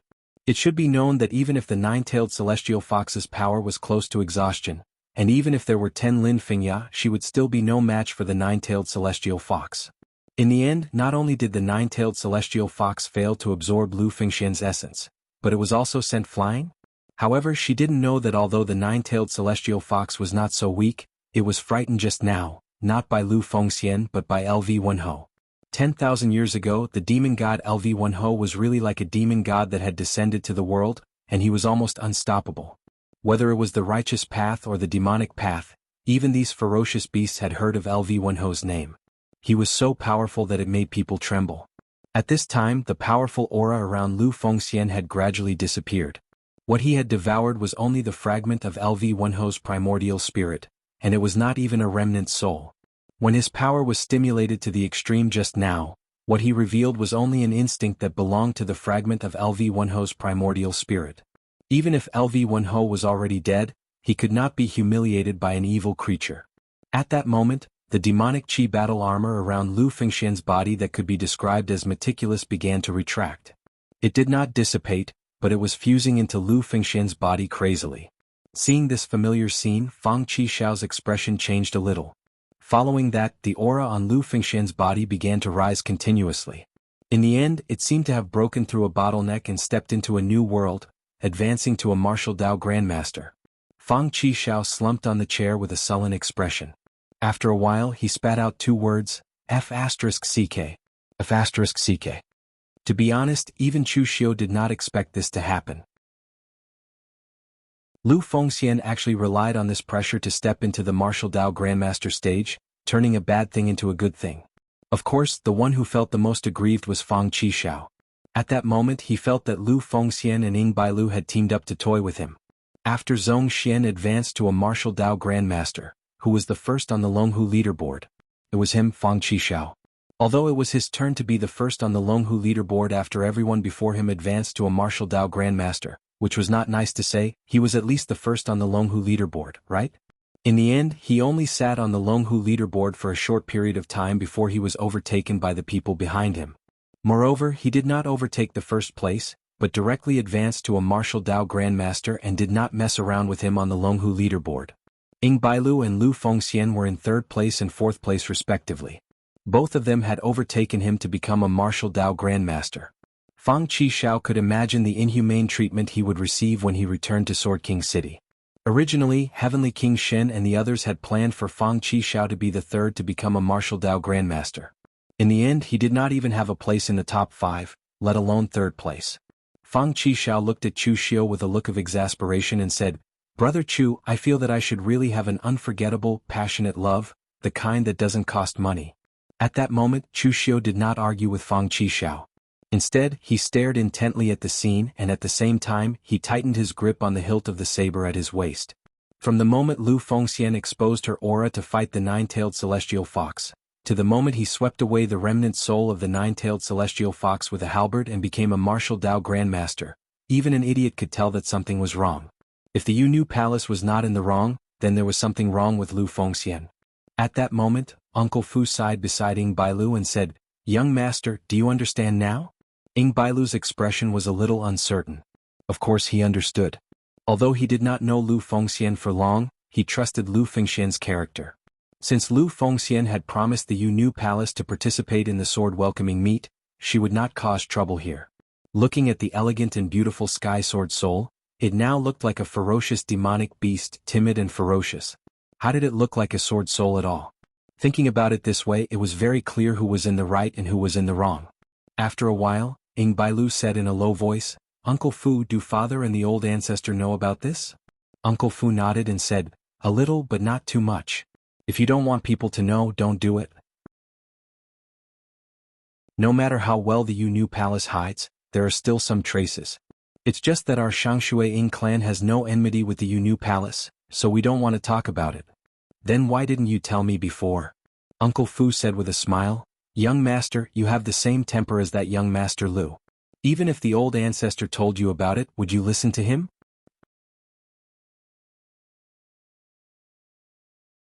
Chapter 772. The Yu Palace was silent. Everyone had a strange look on their faces. There was definitely a problem with the sword welcoming assembly, but they didn't know which side was the problem. Lin Fengya and Yan Fian were also dumbfounded. This was a scene that they had never imagined would happen. Others might not know the origin of the heavenly sword spirit, but they all knew. In the past, when the ancestors of the Yu Palace brought the heavenly sword spirit out from the Kunlun devil cult, they had already reached an agreement. Every 100 years, the sword spirit would also protect them for 100 years. In 500 years, the Yu Palace had already offered sacrifices 5 times. But this time there was a problem. The 9-tailed celestial fox was in existence at the heaven and earth mystic opening realm at its peak. Even if it was only a remnant soul now, as long as it devoured enough essence, qi and spirit, it could even rival a true fire spirit refinement realm existence. Lu Fengxian was only at the unity of heaven and man realm. Why was there a problem now? No one could answer their questions. At this moment, the demonic qi and blood color in Lu Fengxian's eyes faded, leaving behind only confusion and sorrow. Why? Yan Fian bit her lips and didn't speak. She couldn't say anything now. Those who understood the current situation naturally understood it. For example, Ing Bailu. But those who didn't understand could see that something was wrong, but they were still in the dark. The Yu Palace was a righteous sect. Their trump card actually came from the Kunlun devil cult. This was something that would affect their reputation. And previously the Yu Palace sacrificed their own disciples. This was actually not a big deal. They did it willingly. Other than affecting their own disciples, no one else would meddle in other people's business. But this time the Yu Palace schemed to use Lu Fengxian. So in this situation, Yan Fian couldn't say anything. Lu Fengxian laughed bitterly and shook his head. "I understand. In your heart, no one is more important than the sect, including yourself. I don't want to pursue this matter anymore. But from now on you and I are strangers." Although Lu Fengxian had already given up on Yan Fian, he still couldn't bear to kill Yan Fian. However, right at this moment, Chu Xiu suddenly stood up and said faintly, "Brother Lu, there are some things that can't be resolved with just a word. This is the way of the world. You don't bully others, but others think you're easy to bully and want to bully you." Seeing Chu Xiu get up, Lu Fengxian sighed and said, "Brother Chu, forget it." Chu Xiu wanted to stand up for him. Lu Fengxian knew that Chu Xiu was doing this for his own good. But in the current situation, even if Lu Fengxian didn't want to kill Yan Fian, he wouldn't let Chu Xiu do it either. Because this time was very sensitive to Chu Xiu himself. At this time the righteous and demonic Tao war had just ended. Regardless if it was the righteous or demonic Tao, they were all very low-key. So the correct approach for Chu Xiu should be to recuperate in a low-key manner, and not like now, making a move and stirring up trouble again. Attracting attention like this was actually not a good thing for Chu Xiu. In a situation that didn't involve him, Lu Fengxian could still see things quite clearly. Chu Xiu held the demonic dance in his hand and walked out step by step, saying coldly, "Forget it? This matter won't be so easily forgotten. Brother Lu, this isn't just your matter. The Yu Palace schemed against my Chu Xiu's good friend. Did you think about my attitude? Don't worry, I won't kill Yan Fian, but I still want the Yu Palace to pay the price." Lin Fengya and Yan Fian's expressions changed at the same time. "Chu Xiu, what are you trying to do?" Chu Xiu said indifferently, "What am I trying to do? Yan Fian, do you remember that I warned you last time to behave yourself? But now it looks like you treated my warning like a fart. There will be karma in the future. Some mistakes, you have to bear the price. Didn't your Yu Palace want to rely on that bastard to protect your Yu Palace for the next 100 years? Fine, I'll kill this bastard and make your Yu Palace lose this trump card. At this time, the nine-tailed celestial fox, who had a face full of fear and didn't know whether Lu Wenho was still alive or not, had a dumbfounded look in her eyes. What did it have to do with him? She only made a deal with the Yu Palace's ancestor. Who the other party sacrificed she really didn't know at all before. Why did she become the target now instead? Boundless demonic chi lingered on the heavenly demon dance. That ferocious might was several times stronger than before. Slashing down, Chu Xiu went straight for the nine-tailed celestial fox. The entire hall was tainted by that horrifying demonic chi, turning incomparably cold. The nine-tailed celestial fox let out a furious roar. Do you really think I'm a sick cat if the celestial fox doesn't show its might? In ancient times, the nine-tailed celestial fox was definitely a peak existence among the ferocious beasts. It could rival the heaven and earth mystic opening realm supreme powerhouses of the human race. It was a pity that ferocious beasts had limits. No matter how strong a race's ferocious beast was, there was also a limit. But human martial artists didn't have a limit. So in ancient times when it saw a powerhouse of Lu Wenho's level, it would practically hide. In the end, it had managed to escape the ancient calamity and had just woken up. It wanted to eat a few people to fill its empty stomach, but it had kicked an iron plate. Its body was directly taken by the Red Lotus demon Venerable, and its remnant soul was sealed as a pet. It was fine if these powerhouses didn't take it seriously. In the past, it could kill a whole bunch of people with a sweep of its tail at a level like Chu Xiu. In the end, the nine-tailed celestial fox actually dared to shout and kill in front of it. At this moment, the nine-tailed celestial fox felt that its dignity had been humiliated. Although the nine-tailed celestial fox was only left with a remnant soul and was in its weakest state because it hadn't devoured Lu Fengxian's essence, chi and spirit, it still had the strength to fight. The nine fox tails swelled up, and a ferocious aura suddenly erupted, wrapping around Chu Xiu. Everyone present had already retreated to the side when they saw that something was wrong. At this moment, even an idiot could tell that this nine-tailed celestial fox didn't seem to be a sword soul. Although the legendary long swords that could condense a sword soul had different shapes, at least one thing was certain. When it attacked, sword chi would definitely scatter in all directions.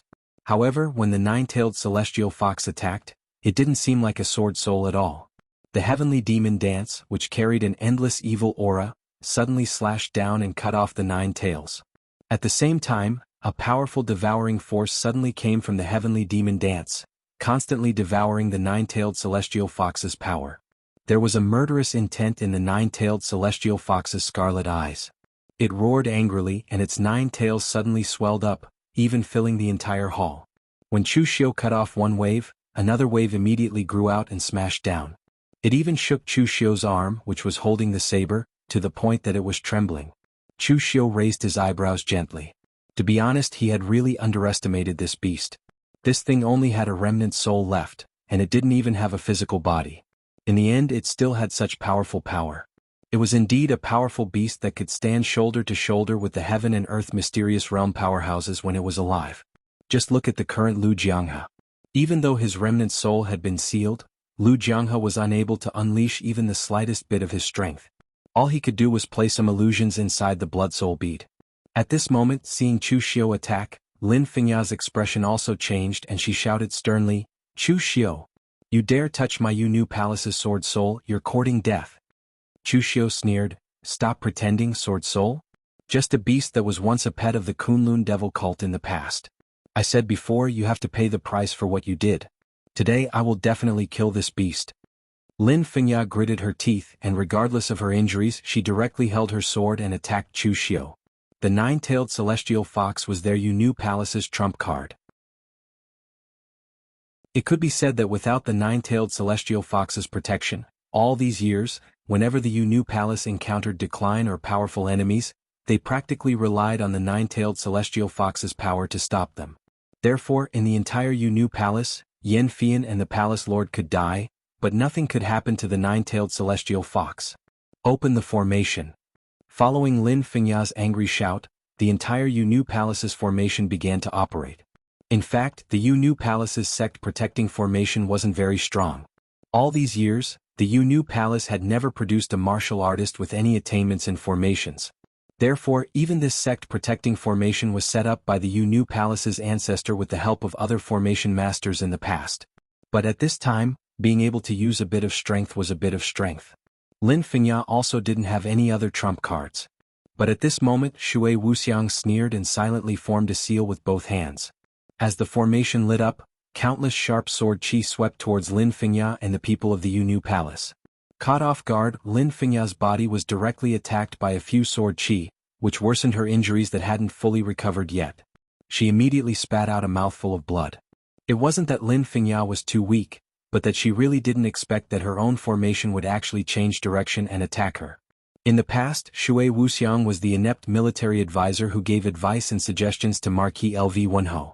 Although he ultimately couldn't stop Marquis LV1Ho from enraging the masses and died, he had already been scheming against the martial artists of the large sects since ancient times. The people of the Yu Palace were still too inexperienced to play tricks with him. Taking advantage of the moment when Lin Fengya and the others were obstructed by the formation, Chu Xiu's demonic saber swept out and his saber force instantly rose to a peak. As the saber slashed down, the saber force surged and the saber force surged. It was like a tsunami tearing the heavens and splitting the earth, drowning and devouring all things. Among the 7 limits, the sea-breaking saber was originally a peerless saber strike. In addition, after Chu Xiu's heavenly demon dance had been recast, it had already stepped into the ranks of divine weapons. It also had the characteristic of devouring all things, which overlapped with a portion of the sea-breaking saber intent. The two complemented each other and erupted with even greater power than before. As the saber slashed down, the 9-tailed celestial fox's 9 tails instantly ruptured. This time they didn't grow back. Instead, it let out a mournful howl. Chapter 773. Lin Fengya had a look of disbelief on her face as she watched Chu Xiu's sea-splitting saber strike heavily injure the 9-tailed celestial fox. That was the trump card of the Yu Palace, but it had been heavily injured by Chu Xiu. What kind of trump card was that? Was there a problem with the 9-tailed celestial fox, or was Chu Xiu too strong, so strong that it was beyond her imagination? In reality, ever since the great battle on floating Jade Mountain, Lin Fengya had been recuperating in the Yu Palace. It had been a long time since she stepped out of the Jianghu. Chu Xiu was an influential figure in the Jianghu, but to Lin Fengya she had only heard about him through hearsay. As for who Chu Xiu had killed and how he had slain Jinhua and the other spirit refinement realm experts, she had always heard about it. Therefore she did not have a direct impression of Chu Xiu's strength. Until now she had seen it. It was so strong that it made people tremble. At this moment Lin Fengya and Yan Fian both felt a trace of regret. They didn't regret scheming against Lu Fengxian. They only regretted being too careless. They didn't account for the relationship between Chu Xiu and Lu Fengxian. They also didn't account for Chu Xiu's strength to be this strong. Indeed, LV Fengxian's friends were everywhere in the world. This was true. No one who befriended LV Fengxian had ever said anything bad about him. Even people like Ying Bailu, who didn't have much of a relationship with Lu Fengxian and could only be considered acquaintances, were the same. Even though Lu Fengxian had stolen the person he loved for some reason, Ying Bailu only felt disappointment and sadness. He didn't feel any hatred in his heart. Yan Fian and Lin Fengya knew this, but they judged him by their own standards. They thought that this kind of friendship was just a dream. It was just a little better than fair-weather friends. When Lu Fengxian's essence, qi and spirit were devoured and her cultivation was crippled, who would be willing to stand up for him since they weren't from the same sect or family? Jianghu was just that realistic, so Lin Fengya and Yan Fian did not even consider that someone would stand up for Lu Fengxian, who was all alone. Even though Chu Xiu had warned Yan Fian before, she did not take it to heart. But now they were filled with regret. If they didn't plot against Lu Fengxian, they would at most let the sword spirit go into hibernation, and their Yu Palace would think of other methods. In the end, after scheming against Lu Fengxian, their Yu Palace's final life-saving trump card was gone. At this time, Yan Fian was resisting the sword formation while pleading to Lu Fengxian, "Fengxian, help me make Chu Xiu stop. This matter is our Yu Palace's fault. After this, I can promise you anything you want. Whatever Chu Xiu wants, our Yu Palace will also agree. I just hope that you can make him stop." But at this time Lu Fengxian looked at Yan Fian as if she was a stranger. He shook his head and said, "Miss Yan, please call me Lu Fengxian. Also, Brother Chu is standing up for me now. If I make him stop, wouldn't I be letting down Brother Chu's kind intentions? Some things are wrong. I can trust a person, but I won't forgive a person. If you had told me the truth, even if I had to beg Brother Chu or Brother Xia, I would definitely have thought of a way to help your Yu Palace get through this crisis. But now it's too late." Lu Fengxian was passionate, but he wasn't an idiot.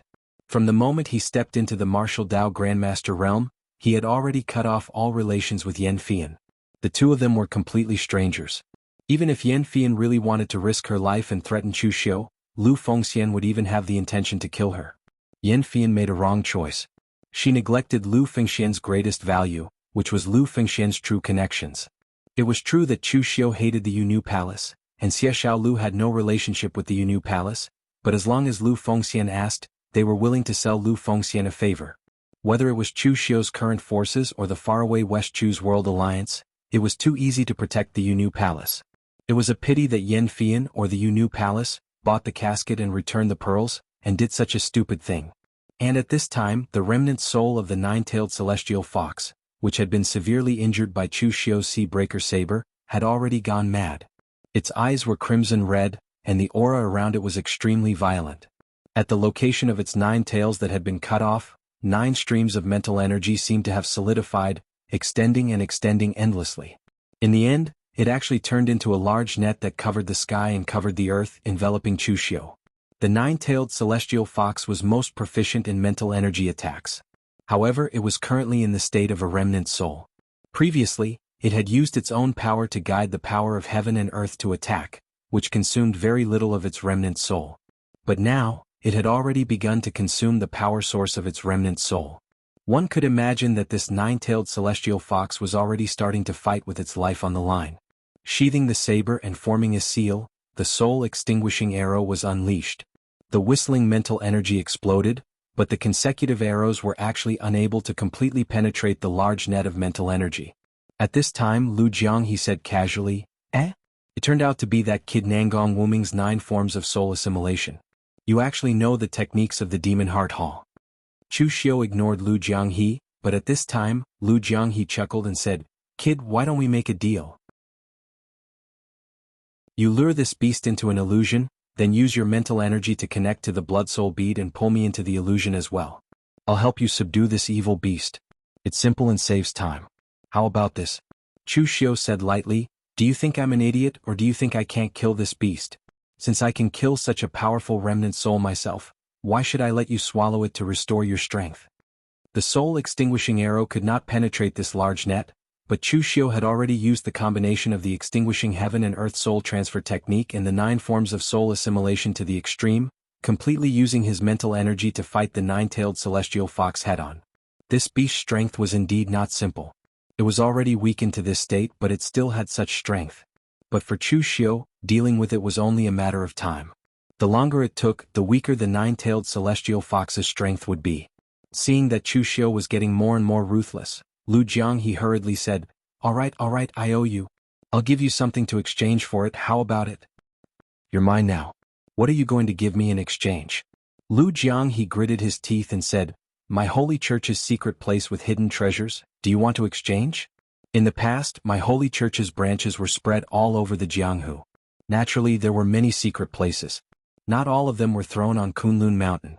The things that I personally buried back then, other than me, no one else knows. You also don't have to worry that I'll threaten you after swallowing that remnant soul. The blood soul bead is in your hands. That's like a prison. Unless you take the initiative to break the cage and let me out, letting me obtain the body, otherwise, a remnant soul of mine won't be able to threaten you." Chu Xiu was actually waiting for Lu Jianghe to say this. Although he had squeezed out the blood divine demonic technique from Lu Jianghe, he also knew that Lu Jianghe must still have many secrets or good things. If he didn't squeeze him dry and maximize his remaining value, wouldn't he be at a loss?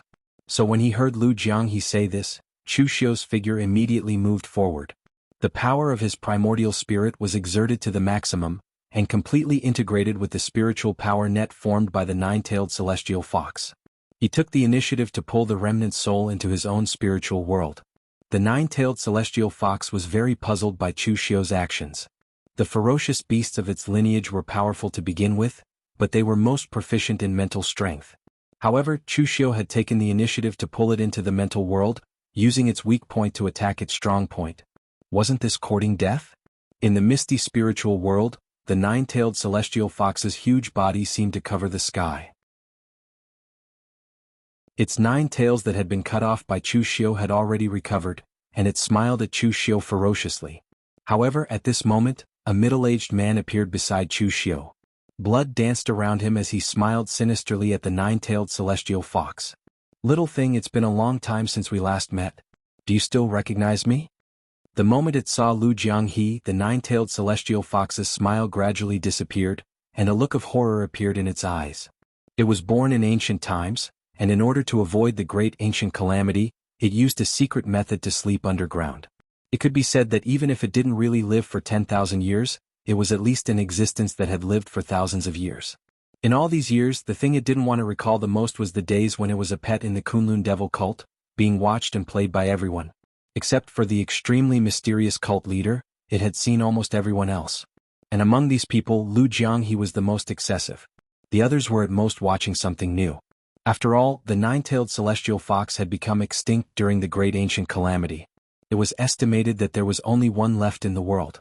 At that time, although the Kunlun devil cult had dominated the entire pugilistic world, they had not seen a powerful ferocious beast comparable to the mysterious realm of heaven and earth. However, these people only watched and never took action. Only Lu Jianghe used all kinds of means to play with it all day long. He even said that he was studying ferocious beasts and developing new techniques. It was a time that was unbearable to recall. So now, when the nine-tailed celestial fox saw Lu Jianghe, it still felt a little afraid. However, after the fear, the nine-tailed celestial fox suddenly remembered why it should be afraid. The Kunlun devil cult had been destroyed for hundreds of years, and those terrifying people were already dead. Even if this guy in front of it had become a remnant soul like it, what did it have to be afraid of? So, the nine-tailed celestial fox roared angrily, and the nine tails behind it expanded, as if they covered the sky and the sun, and its momentum was monstrous. Chu Xiu glanced at Lu Jianghe and said, "Can you do it or not? You can easily exhaust it outside, but you have to bring this beast here and add to the trouble." Lu Jianghe sneered and said, "Don't worry, I never do things that I am not confident of." As soon as he finished speaking, Lu Jianghe directly formed a seal with both hands. There was no special aura, but at this time on the head of the nine-tailed celestial fox, a red lotus bloomed. The red lotus was as red as blood, and as it bloomed, it was constantly weakening the power of the nine-tailed celestial fox. When the red lotus bloomed completely, the power of the nine-tailed celestial fox had been suppressed to the point of almost nothingness. Its entire body became the size of a husky and it looked quite cute.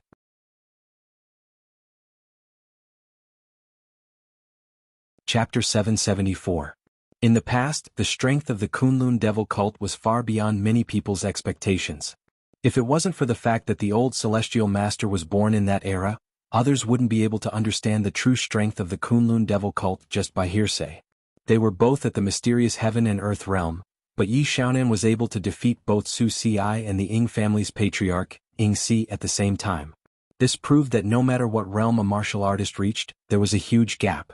In the past, the Kunlun devil cult was the same. The four demon lords were definitely experts in the mysterious heaven and earth realm. The Red Lotus demon lord had easily captured the nine-tailed celestial fox and locked it up like a pet. Of course he had done something. The Red Lotus demon lord had done something to the nine-tailed celestial fox's soul remnant to prevent it from running around. That's right, the Red Lotus demon lord wasn't even worried that it would escape. He was only worried that it would run around. Other than the Red Lotus demon lord himself, only Lu Jianghe knew about this. Of course, this didn't mean that Lu Jianghe was close to the Red Lotus demon lord. It was only because Lu Jianghe wanted to study the nine-tailed celestial fox, so he asked the Red Lotus demon lord for it. He didn't expect it to come in handy now. Lu Jianghe waved his hand, and the Red Lotus demon lord completely wrapped the nine-tailed celestial fox. It shrank to the size of a palm and returned to Lu Jianghe's hand. Done. Chu Xiu narrowed his eyes. The talkative fake demon lord had been hiding something from him. He had always known about this trick, but he had never said it. Even if the nine-tailed celestial fox was stronger than it was now, strong enough to kill Chu Xiu, Lu Jianghe wouldn't have said it. Chu Xiu's blood soul bead wouldn't break even if he died. If he fell into someone else's hands, he might be able to trick them into letting him out. So why did he say it? Of course, Chu Xiu did not pursue Lu Jianghe's petty thoughts. This kind of thing was very normal. On the contrary, with Lu Jianghe's character, it would be strange if he always behaved himself. After coming out of the spiritual world, the nine-tailed celestial fox's aura had completely dissipated. Even the celestial sword, which was the vessel, had lost its luster. This thing was originally used as a container to hold the nine-tailed celestial fox. Now that the thing inside was gone, it naturally lost its value. Meanwhile, in the outside world, Lin Fengya stared blankly at all of this. Her eyes were still filled with disbelief. The sword soul of their Yu palace was gone just like that? At this moment, Lin Fengya even felt that she was the Yu palace's sinner. The Yu palace would definitely decline in her generation. Whether it was Lin Fengya or the entire Yu palace, they had already reached a dead end. The Yu palace had a long history, but in reality the ancestor of the Yu palace, the Yu, was not their true ancestor. This was because the Yu had never intended to accept disciples. According to the legends, the Yu sword technique was a gift from heaven. She only used a bamboo pole to defeat numerous experts in the pugilistic world. However, the true Yu sword technique was not passed down by the Yu. Instead, she had casually given a few pointers to a little girl who was being bullied and left. That little girl was the true ancestor of the Yu palace. Therefore, from the beginning, the Yu sword technique of the Yu palace was incomplete. At the same time, it was utilitarian. It was far inferior to the true Yu sword technique of the Yu palace. Only a few exceptional geniuses could comprehend the true essence of the Yu sword technique from these incomplete sword techniques. Therefore, the Yu palace's early days were actually like this. Strength was all up to fate. However, at some point in time, the Yu palace gradually became utilitarian. They were no longer willing to wait for a good disciple to appear. Instead, they wanted to be like the other sects and have stable strength. The existence of the nine-tailed celestial fox was a mistake of the Yu palace. The Yu palace's trump card was actually their Yu sword technique. As long as they put effort into it, they would have everything. In the end, the Yu palace placed everything on external objects. They became less and less interested in the Yu sword technique. The Yu palace's current state was their own fault. Of course, Lin Fengya would not admit to these things. Even if it was her fault, in her heart, Chu Xiu had become the culprit who destroyed the Yu palace's trump card. Chu Xiu. The Yu palace will not rest until you are dead. Lin Fengya roared angrily. Sword chi swirled around her, and there were even blood-colored shadows coiling around her blade. When the sword slashed out, the biting sharpness instantly tore the formation apart. It went straight for Chu Xiu. Chu Xiu couldn't help but sneer when he saw that Lin Fengya was actually burning her essence blood to kill him. The Yu palace's Yu sword technique was a sword bestowed by the heavens. The weaker one's mental state was, the closer they were to the will of heaven and earth. Only then would they be able to unleash their greatest power. At this moment, Lin Fengya's mental state was in a mess. All that was left was hatred and killing. The sword intent she used was completely different from the Yu sword technique. It would be strange if she could unleash its true power. Of course, even if she was at her peak, she would not be Chu Xiu's match. There was no difference. The heavenly demon dance slashed down with dense demonic chi. There were faint wails of hungry ghosts within it. It devoured the sword chi. With a boom, it shattered Lin Fengya's sword and even sent her flying. She coughed up a mouthful of blood. Looking at Lin Fengya, Chu Xiu's eyes were also filled with killing intent. At this moment, he was indeed only helping LV Fengxian vent her anger. Doing this much was actually already enough. However, Chu Xiu's personality was like this. Either he didn't do it or he did it to the extreme. He destroyed the Yu palace's sword soul, causing them to lose their trump card. It was certain that they would not be able to recover from this setback. However, it was not enough. Chu Xiu even wanted to destroy the Yu palace. Anyway, he had already offended the Yu palace. If he did not make a move now, it would be troublesome to leave behind an enemy who secretly hated him. In for a penny, in for a pound. He would destroy the Yu palace. Of course, Chu Xiu could not do it himself. After all, there was still Yan Fian. Chu Xiu also had to consider Lu Fengxian's feelings. However, Yan Fian could not be killed. Chu Xiu had no qualms about killing Lin Fengya. Although Chu Xiu rarely killed women, when he really wanted to kill someone, there was no difference between men and women in his eyes. Demonic chi lingered on the heavenly demon dance as it slashed towards Lin Fengya. The demonic chi blade engulfed everything. It looked like this blade was about to behead Lin Fengya. However, at this moment, a long sword shining with pure yang energy suddenly appeared in front of Lin Fengya. The sword split into three and the three sword lights merged into one, blocking Chu Xiu's blade. However, the pure yang energy also dissipated. The old Taoist priest from the pure yang Dao sect snorted coldly and said, Chu Xiu, don't think that you can behave atrociously as you wish just because the demonic Dao managed to escape the calamity in this war between the righteous and demonic Dao. It's not like there's no one in the righteous Tao sect. There were too many things involved in the Yu Nu Palace incident. The old Taoist from the Chunyang Tao sect was not an idiot. He could naturally see that something was wrong. If it was someone else, the old Taoist from the Chunyang Tao sect would definitely not intervene. However, the person who appeared in front of him was Chu Xiu. Chunyang Tao sect had a great enmity with Chu Xiu. He had no reason to not make a move. Moreover, the Yu Nu Palace belonged to the righteous Tao sect, while Chu Xiu belonged to the demonic Tao sect. There were so many people here today, but they allowed Chu Xiu, a fellow from the demonic Tao, to be so arrogant. It was simply preposterous. Sun Qili and Sun Qifan of the Sun clan looked at each other and walked out as well. Sun Qili coughed and said, "Chu Xiu, where it is possible to forgive, one should forgive. There are so many people here, do you really want to destroy the Yu Nu Palace?" The people from the Jiangdong Sun clan had always been low-key and slick. They would not be like the old Taoist from the Chunyang Tao sect who stood out to protect Lin Fengya. However, it was not a problem for them to exert some pressure on Chu Xiu from the back. Let people off when possible? The only thing that I, Chu Xiu, can spare is a dead person.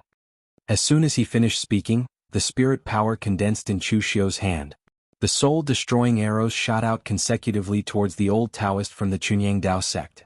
Today he was determined to kill Lin Fengya. It was a joke if they thought they could stop him with just a few stray chickens and stray dogs. If Chu Xiu was really angered, he would kill the old Taoist as well. After all, he had killed more than one or two Chunyang Tao sect martial artists. The old Taoist from the Chunyang Tao sect snorted coldly. Under his control, the three Tao swords formed the three-talent sword formation. In an instant, pure yang energy flourished and illuminated the entire hall in a golden color. The soul-extinguishing arrow was a spiritual attack, but the three great sword array was quite miraculous. Under the attack of the pure yang gang qi, the power of the soul-extinguishing arrow was reduced by 90%. The old Taoist priest could easily withstand the remaining power. Chu Xiu took a step forward and the demonic flames around him surged into the sky. The sea-breaking saber slashed down. The saber aura that could devour everything seemed to drown the entire hall. It was sharp and turbulent. Before the saber aura arrived, the saber intent had already sent chills down everyone's spine. This could be said to be the ultimate power of the saber slashed down. The three-talent sword formation shattered with a loud bang. The old Taoist vomited blood and retreated. Sun Qifan and Sun Qili formed a fist seal and instantly condensed cold ice energy into a shield. They placed it in front of the old Taoist from the Chunyang Tao sect to help him block the remaining erosion of the saber intent. With a loud bang, the ice shield shattered. The endless chill spread towards Chu Xiu as if it wanted to freeze the heaven and earth essence qi. Chu Xiu took a step forward expressionlessly and executed the great sun-changing technique. The demonic aura dissipated and only the scorching Buddha's light covered the sky. Vairocana's shadow hovered behind Chu Xiu. His hand formed the colorless sealing palm seal and instantly strangled everything. Palm strike after palm strike landed. The crushing power caused the Sun brothers to retreat step by step. Their expressions changed drastically. Chu Xiu's power was so strong that it was unreasonable. After retreating more than 100 feet, they suddenly heard a whistling sound. Their expressions changed abruptly. However, before they could react, the soul-destroying arrows had already penetrated Lin Fengya's brain. Her face instantly turned pale. In the blink of an eye, she lost all signs of life. She was killed on the spot by Chu Xiu.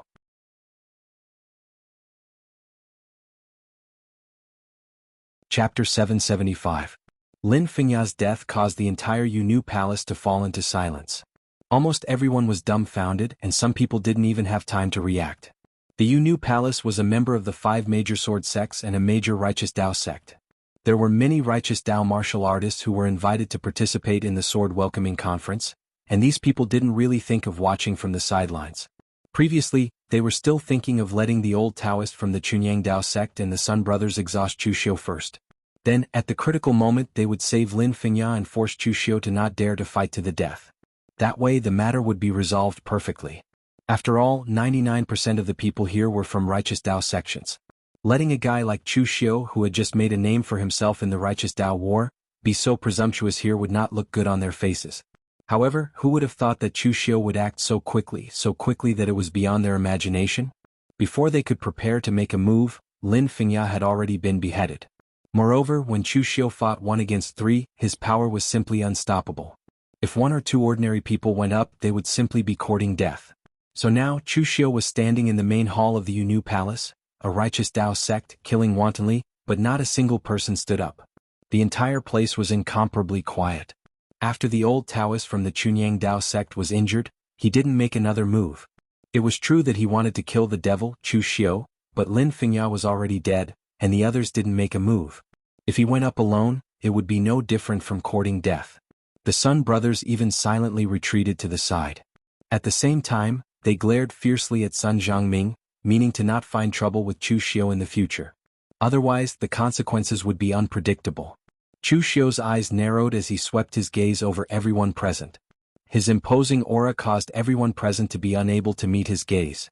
Sensing that something was wrong with the atmosphere, Fang Qishao poked Luo Feiheng and whispered, "Hey, don't tell me that Chu Xiu is addicted to killing and wants to kill everyone here?" To be honest, although there were many martial artists who came to participate in the sword welcoming meet, apart from Chu Xiu, there was no one from the righteous sects who were famous in the Jianghu and even ranked on the Fengyun list. The Yu Palace had already been weakened to such a state. Considering that the other party was a righteous sect, one of the 5 great sword sects, with an invitation from the Yu Palace, all the great sects would give face to the Yu Palace. As long as they had free martial artists, they would send them to participate in the sword welcoming assembly. Therefore, almost all the warriors who came to participate in the sword welcoming assembly had a certain status and strength in the sect, but they were not famous. If Chu Xiu really wanted to get rid of all of them with the help of the formation that Shui Wuxiang had tampered with, it was really not a difficult task. On the other side, Luo Feiheng shrugged and said, "Who knows? Anyway, I know that guy could really do such a thing." But fortunately, Chu Xiu was not that crazy. With so many martial arts masters, if they were forced into a corner, they would put aside all their prejudices and attack together, which could really bring trouble to Chu Xiu. Most importantly, this was Eastern Qi, and this time, 90% of the martial artists who came to participate in the sword welcoming assembly were from Eastern Qi. Once Chu Xiu let one of them escape, the other party would spread the news that Chu Xiu had killed all the martial artists who came to participate in the sword welcoming assembly. Before Chu Xiu returned to northern Yen, he would be endlessly hunted. Probably even the moon-worshipping cult did not have such a high profile, coming here to cause trouble right after the righteous and demonic path war, and making such a big scene. The disciples of the Yu Palace looked at Chu Xiu with a face full of hatred, but no one dared to come forward to die. Their palace lord was killed by Chu Xiu, so what was the use of them coming forward? At this time, Yan Fian had a dull look on her face, as if she still could not believe what had happened in front of her.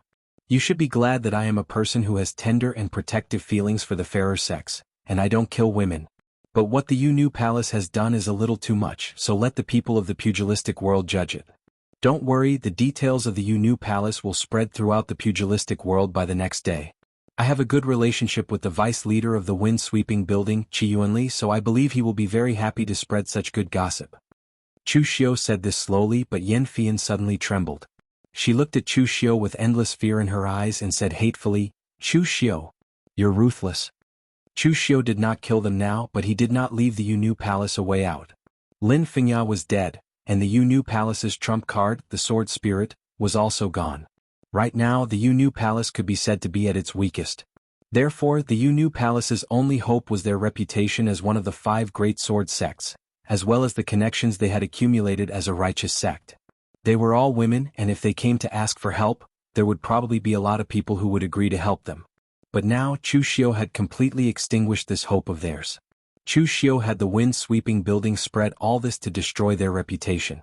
At that time, no one would be willing to help a Yu Palace with a bad reputation.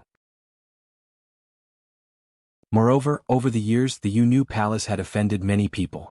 Now that those people knew that the Yu Palace's trump card had been completely crippled, and their reputation was also bad, even if they targeted the Yu Palace no one would meddle. How could those people let the Yu Palace off? Therefore, Yan Fian could imagine what the Yu Palace would face next. It would only delay the destruction of the Yu Palace. Yan Fian looked at Lu Fengxian in despair. Right now, the only person who could save the Yu Palace and make Chu Xiu stop was Lu Fengxian. Chu Xiu wanted to vent for Lu Fengxian, but the Yu Palace was already crippled and Lin Fengya was already dead. Could it be that he would only be satisfied when the Yu Palace was destroyed? But Lu Fengxian only sighed softly and stood up. Under Yan Fian's expectant gaze, he said to Chu Xiu, "Brother Chu, let's go." Chu Xiu nodded, waved his hand and led everyone away with large strides. In the entire area, no one dared to stop them and no one dared to say a word. Seeing Yan Fian's gaze turn from expectant to despair, Fang Qishao couldn't help but shake his head. You're too smart for your own good. Why bother?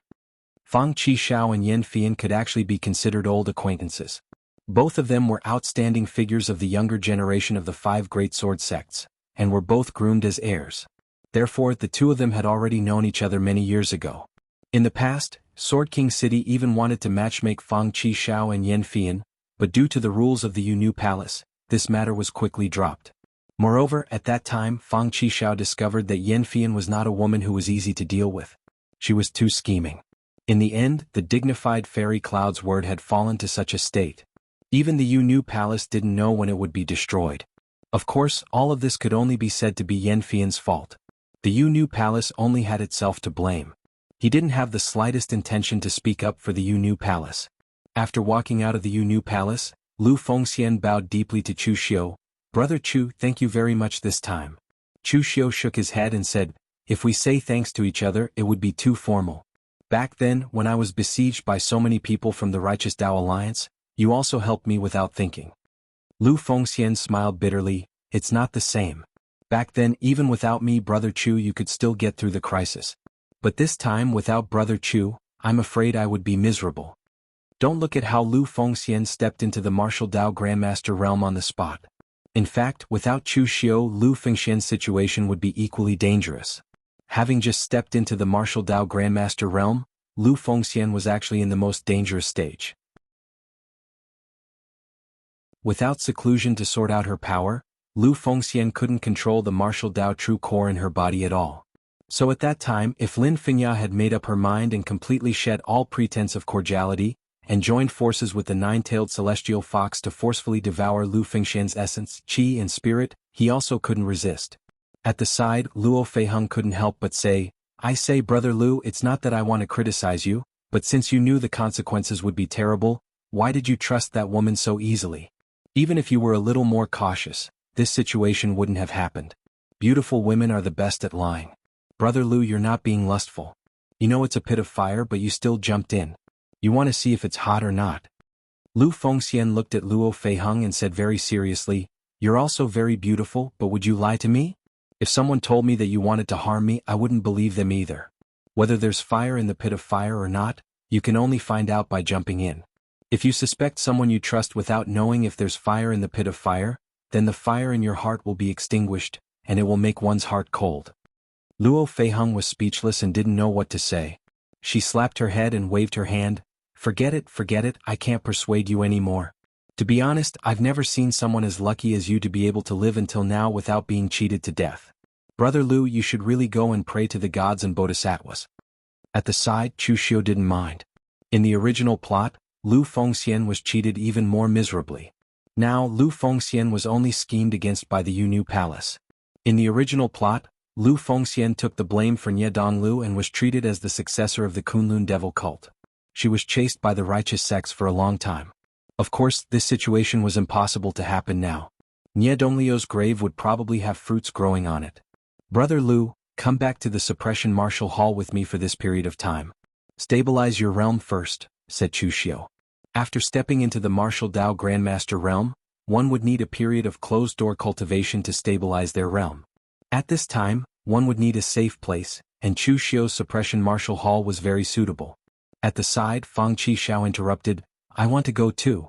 Brother Lu, you and Ing Bailu have cheated me badly. Both of you have stepped into the Martial Tao Grandmaster realm one after another. If I return to Sword King City now, I'll probably be cursed to death by those old men. Chu Xiu glanced at Fang Qishao, it doesn't matter if you die sooner or later. Even if you go back after breaking through to the Martial Tao Grandmaster realm, you'll still be cursed. As the saying goes, the earlier you die, the earlier you reincarnate. The longer you drag it out, the more cursed you'll be when you return. As a person, be more open-minded. At least among the martial artists of your generation, there's still Li Feilian who hasn't stepped into the Martial Tao Grandmaster realm. He'll be accompanying you.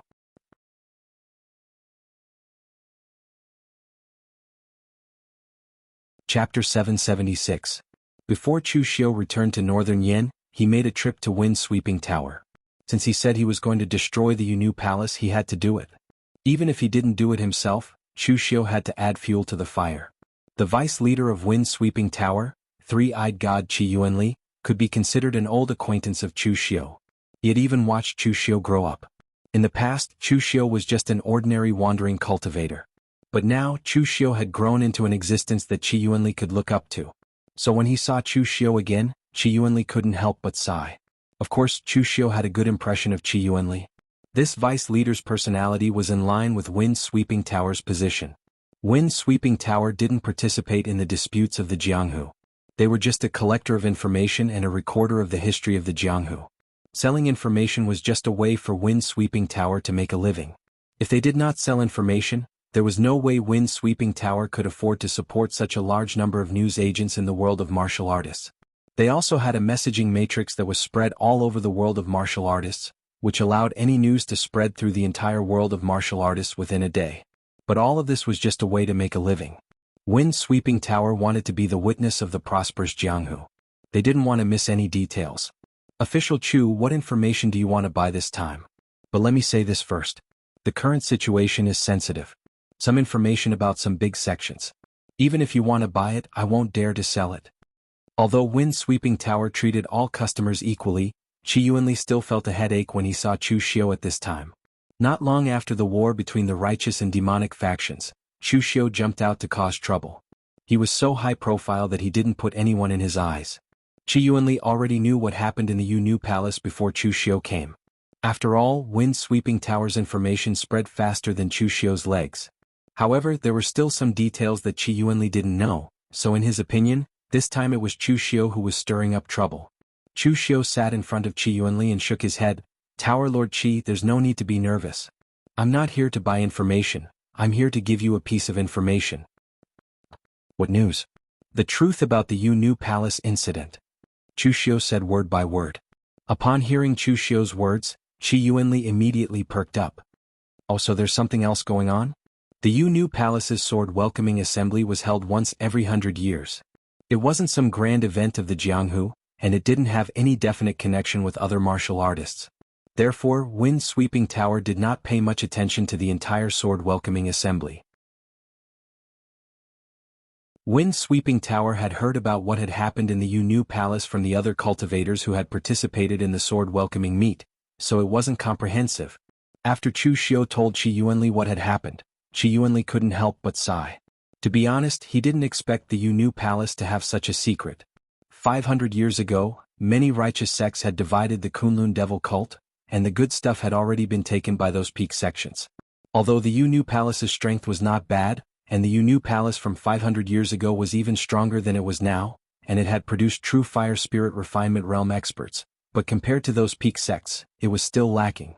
Therefore, everyone thought that the good stuff didn't fall into the hands of the Yu Palace. Who would have thought that the Yu Palace would take a different path and find an ornamental object, with the remnant soul of an ancient fierce beast sealed within? One had to know that the remnant soul of a heaven and earth profound understanding realm fierce beast was a treasure that couldn't be replicated. It was definitely not inferior to other treasures.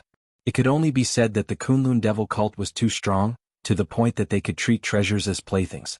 Moreover, Qi Yuanli sighed in his heart at the Yu Palace's actions over the years. They had clearly gone astray. They pursued the power in front of them too much, and in the end they neglected the sect's future. In the past 500 years, the Yu Palace had sacrificed 5 young elites that could be ranked on the Dragon and Tiger leaderboard. Although these young elites might not become great figures that could stir up the world in the future, they at least had the possibility. In the end, the Yu Palace sacrificed them, and this possibility was completely cut off. In this generation, the Yu Palace could be said to be extremely weak. In the end, they still did such a stupid thing and angered Chu Xiu. Now, the Yu Palace probably wouldn't have a next generation. Qi Yuanli collected all kinds of information in the world all day long, and he was very clear about Chu Xiu's plans. He immediately understood that Chu Xiu wanted to kill with a borrowed knife. Once the news about the Yu Palace spread, its reputation would be ruined. Those who had enmity with the Yu Palace, or even those who didn't have enmity with the Yu Palace, no one could guarantee what they would do. However, Qi Yuanli didn't resist this kind of thing. What Wind-Sweeping Tower wanted was information and the truth. As for what this information and the truth would bring, it wasn't something Wind-Sweeping Tower could control. Moreover, Wind-Sweeping Tower wasn't afraid of the Yu Palace coming to find trouble. To put it bluntly, with the current strength of the Yu Palace, they weren't even afraid of the anemophilia that specialized in intelligence. Qi Yuanli showed a tacit smile to Chu Xiu and said, "Official Chu's information is quite useful. Tomorrow, Wind-Sweeping Tower's headline will be the secret of the Yu Palace, as well as 3 Dragon and Tiger Leaderboard elites stepping into the Martial Dao Grandmaster realm in a short few days. I reckon that this news will definitely shock the entire world." Fang Qishao said gloomily, "Tower Lord Qi, you're wrong. I haven't stepped into the Martial Dao Grandmaster realm." As Fang Qishao said that, he cursed inwardly. This Qi Yuanli's math isn't good, but his eyes aren't good either? Can't he tell that I'm not a Martial Dao Grandmaster? Qi Yuanli chuckled. Young Master Fang must be joking. I'm not the Tower Lord, I'm only the Vice Tower Lord. Also, I didn't calculate wrongly. Ying Bailu, Little Marquis Wen, and Li Feilian have all stepped into the Martial Dao Grandmaster realm in the past few days. Of course, it's 3 of them. What did you say? Li Feilian has also become a Martial Dao Grandmaster? Fang Qishao's expression was no longer F** King a Dog, it was simply F** King a Dog. Qi Yuanli nodded and said, "It was yesterday's news. Li Feilian battled the Chunyang Dao sect's Martial Dao Grandmaster Huan Yangzi in West Chu and killed him with 3 slashes, stepping into the Martial Dao Grandmaster realm." Fang Qishao's expression was wooden. He could not even be bothered to say F** CK at this moment. At this moment, Fang Qishao even felt that the entire world was against him. Chu Xiu was also slightly speechless by the side. To be honest, Fang Qishao had actually gone further than Ying Bailu and Lu Fengxian. After so many years, who had seen Fang Qishao fight to the death and unleash his full strength. However, breaking through to the Martial Dao Grandmaster realm required time and opportunity. In the past, Fang Qishao did not take such things seriously and was not in a hurry. In fact, he had even touched the threshold several times, but he felt that he did not accumulate enough, so he did not take that step. In the end, when he felt that he had accumulated enough and wanted to take that step, the bottleneck was even higher than before. After being surpassed by 3 people in a row, Fang Qishao really did not want to return to Sword King City at this moment. He estimated that once he returned, he would not be able to leave until he stepped into the Martial Dao Grandmaster realm.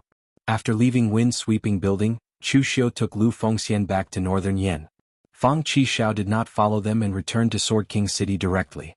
Although Fang Qishao said that he did not want to return to Sword King City, he still went back and took the initiative to go into closed-door cultivation. This time, Chu Xiu could see that Fang Qishao's pride seemed to have been hurt.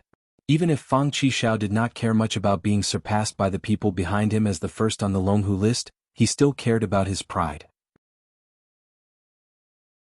Don't be fooled by the fact that he was always laughing and joking all day long, as if he didn't care about anything, but he still had a competitive heart. In the past, he did not work hard and left everything to fate.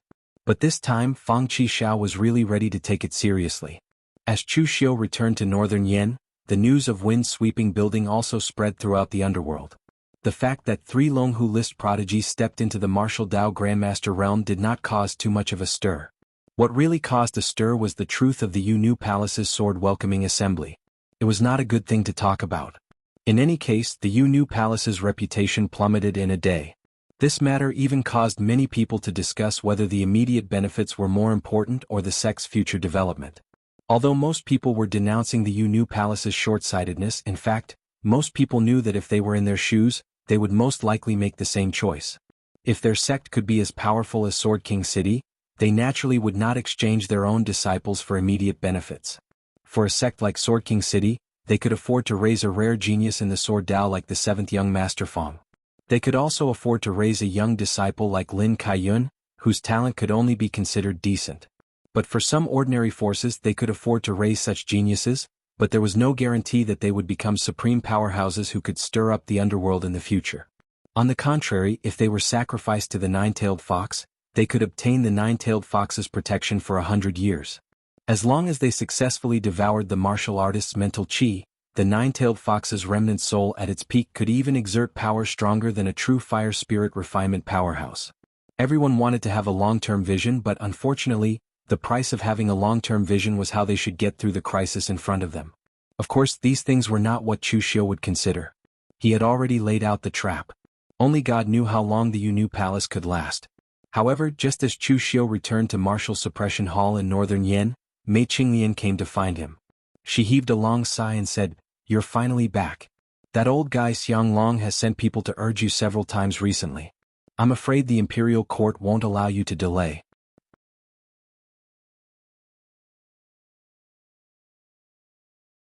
Chapter 777. Before Chu Xiu went to Eastern Qi, Xiang Long had looked for him and asked him to go to the Great Light Temple to garrison. However, Chu Xiu had rejected the request and did not take it seriously. Xiang Long wanted to provoke the Great Light Temple at this time, but Chu Xiu did not want to be the knife in his hand. Originally, Chu Xiu had thought that by going to Eastern Qi and purposely evading the matter, he would be able to get away with it. He did not expect Xiang Long to still insist on going to the Temple of Great Light to station troops there. There was no value in the bitter cold of the far north. Apart from angering the Great Light Temple, there was basically no benefit to the northern Yen court. At this time there was movement outside the Jinwu Hall. A eunuch from the palace walked in. When he saw Chu Xiu, his eyes suddenly lit up and he quickly said, "Official Chu, His Majesty has been waiting for you for a long time. Now that you have finally returned from Eastern Qi, His Majesty invites you to the palace for a discussion." Chu Xiu shook his head gently. This time he might not be able to avoid it. Therefore he asked Mei Qinglian to help make arrangements for Lu Fengxian while he followed the eunuch to the palace. In the main hall of the Northern Yen Palace, Chu Xiu saw Xiang Long again. Compared to the last time, Xiang Long's face showed obvious signs of aging. Even his aura was weaker. Chu Xiu raised his eyebrows slightly. He could roughly guess why Xiang Long was so persistent. It was not that Xiang Long was old and muddle-headed, but this mighty ruler of Northern Yen did not have much longer to live. This Northern Yen ruler had spent half of his life in the military and used half of his power to develop the Northern Yen. He had used all kinds of tricks and schemes to surpass Eastern Qi. Finally, he had developed the Northern Yen into a country that was comparable to Eastern Qi. However, with the foundation and potential of the Northern Yen, there were too many things for Xiang Long to handle, and it was too much for him to handle. Take the Emperor of Eastern Qi, Lu Haochang, for example. He was a famous mediocre emperor who did not want to think about anything else other than stability.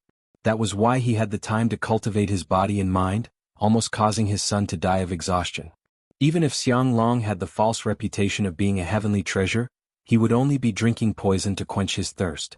The effect would not be too great. Before he died, he wanted to leave behind a stable and complete Northern Yen for his descendants. This was perhaps Xiang Long's last wish. At this time, when he saw Chu Xiu coming, Xiang Long snorted and said, "Chu Xiu, you are the governor of my Northern Yan's Jinwu Hall.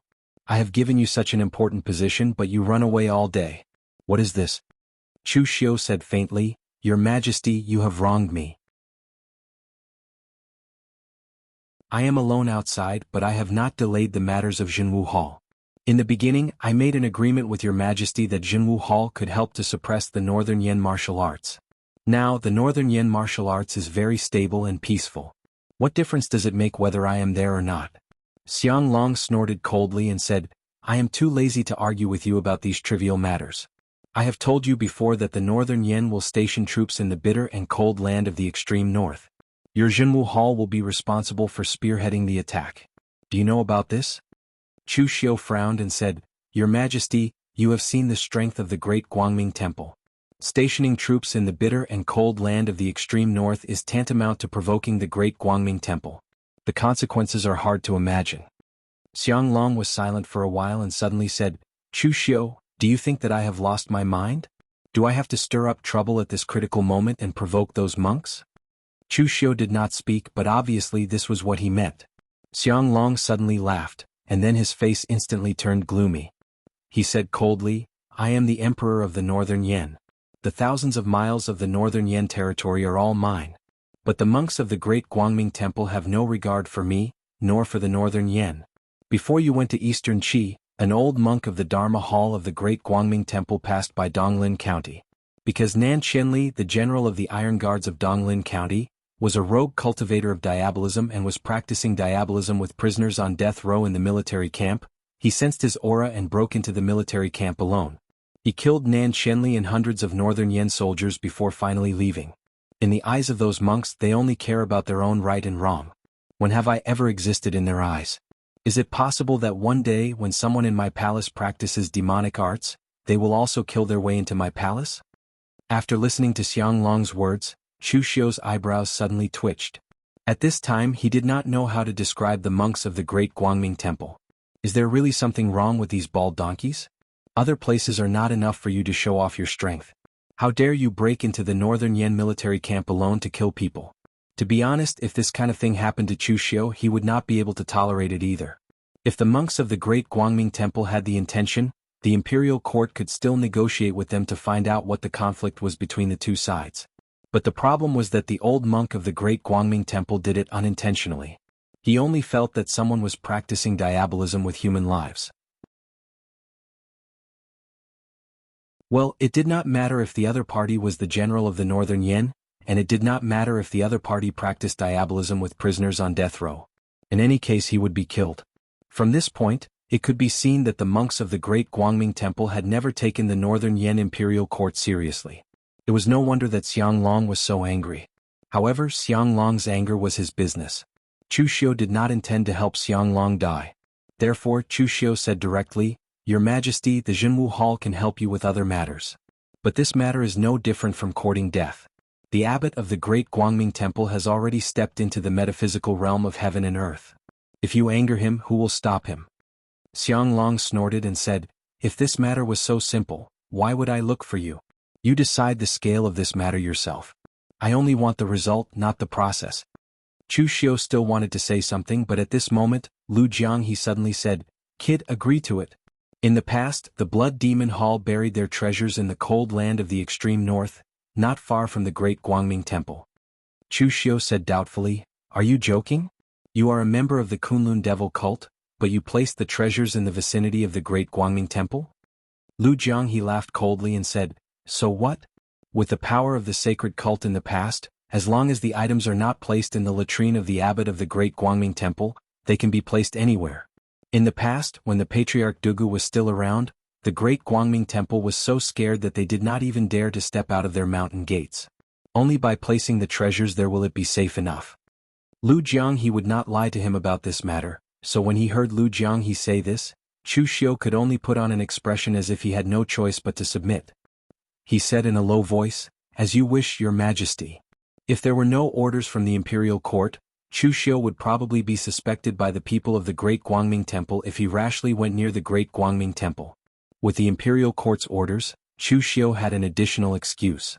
Of course, on the surface, he still had to put on an expression of helplessness that he had only agreed to it.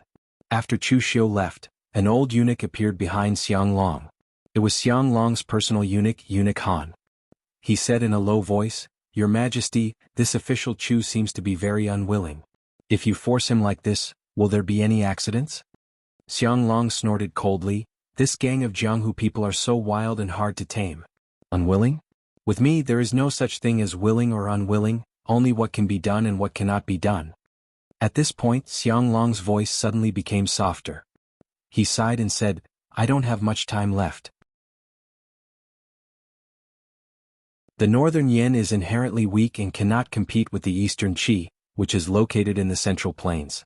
In this generation, even with my painstaking efforts, coupled with the fact that Eastern Qi's Lu Haochang is basically an incompetent person, we can only temporarily suppress the Eastern Qi. However, the strength of both sides is still there. As long as Eastern Qi produces a slightly passable emperor, the Northern Yan will be in danger. At this time, I can't do anything about the external problems, but as for the internal problems, I want to completely solve them while I am still alive." Eunuch Han shook his head silently. "Your Majesty is too anxious.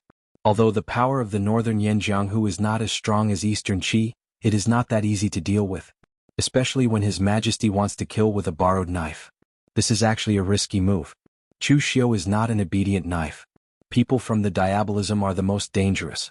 Previously, when His Majesty promised Taoist Wu Wang of the Shade Mountain faction to become the national religion, Eunuch Han was against it. The people from the Shade Mountain faction are also from the diabolism. They are ruthless and not good people. But now, His Majesty actually lured this Chu Xiu here. This person has been notorious in the Jianghu for a long time and is also not a good person. Of course, Eunuch Han will not say these things because there is no need. He is just a servant, not a member of the Northern Yan royal family. What should be said can be said, and what should not be said, there is no need for him to say it. Moreover, for a hero like Xiang Long, it is certain that he is headstrong and will not listen to the advice of others. At this moment, after Chu Xiu walked out of the palace, his face was gloomy. Does Xiang Long really think of me as his official? He actually dares to force me like this. The Jinwu Hall and the Northern Yan Imperial Court are actually just partners. Lu Jiang he chuckled in Chu Xiu's ear and said, "Don't be surprised, the Imperial Court is like this. In the past, when the Kunlun Devil cult was still around, whether it is Eastern Qi or Northern Yin, they did not dare to interfere in any Jianghu matters. Now, this old Northern Yin emperor has the guts to dare to have designs on the Temple of Great Light." Chu Xiu ignored Lu Jianghe. At this moment, Taoist Wu Wang came out from the other side of the palace. Seeing Chu Xiu, Taoist Wu Wang revealed a smile and said, "It seems that official Chu has been entrusted with an important task by His Majesty. Congratulations." Although Taoist Wu Yang was congratulating him, his expression was one of schadenfreude. Going head-on against the Temple of Great Light is not a good task. Aren't you, Chu Xiu, very capable? Aren't you high profile? Now, this kind of good thing naturally fell on your head and not on my head. Chu Xiu did not say anything. He just stared at Taoist Wu Wang until he saw Taoist Wu Wang's hair stand on end. Only then did he say, "You think this is a good thing? You are gloating at my misfortune, but you are the one laughing at yourself." Taoist Wu Wang frowned and said, "What do you mean?" Chu Xiu looked around and said, "Let's find a quiet place to talk."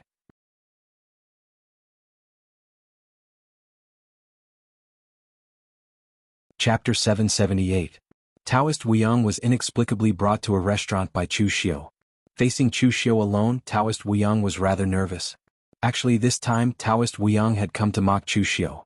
Previously in the Suppression Martial Hall, Taoist Wu Yang had been suppressed by Chu Xiu to the extreme.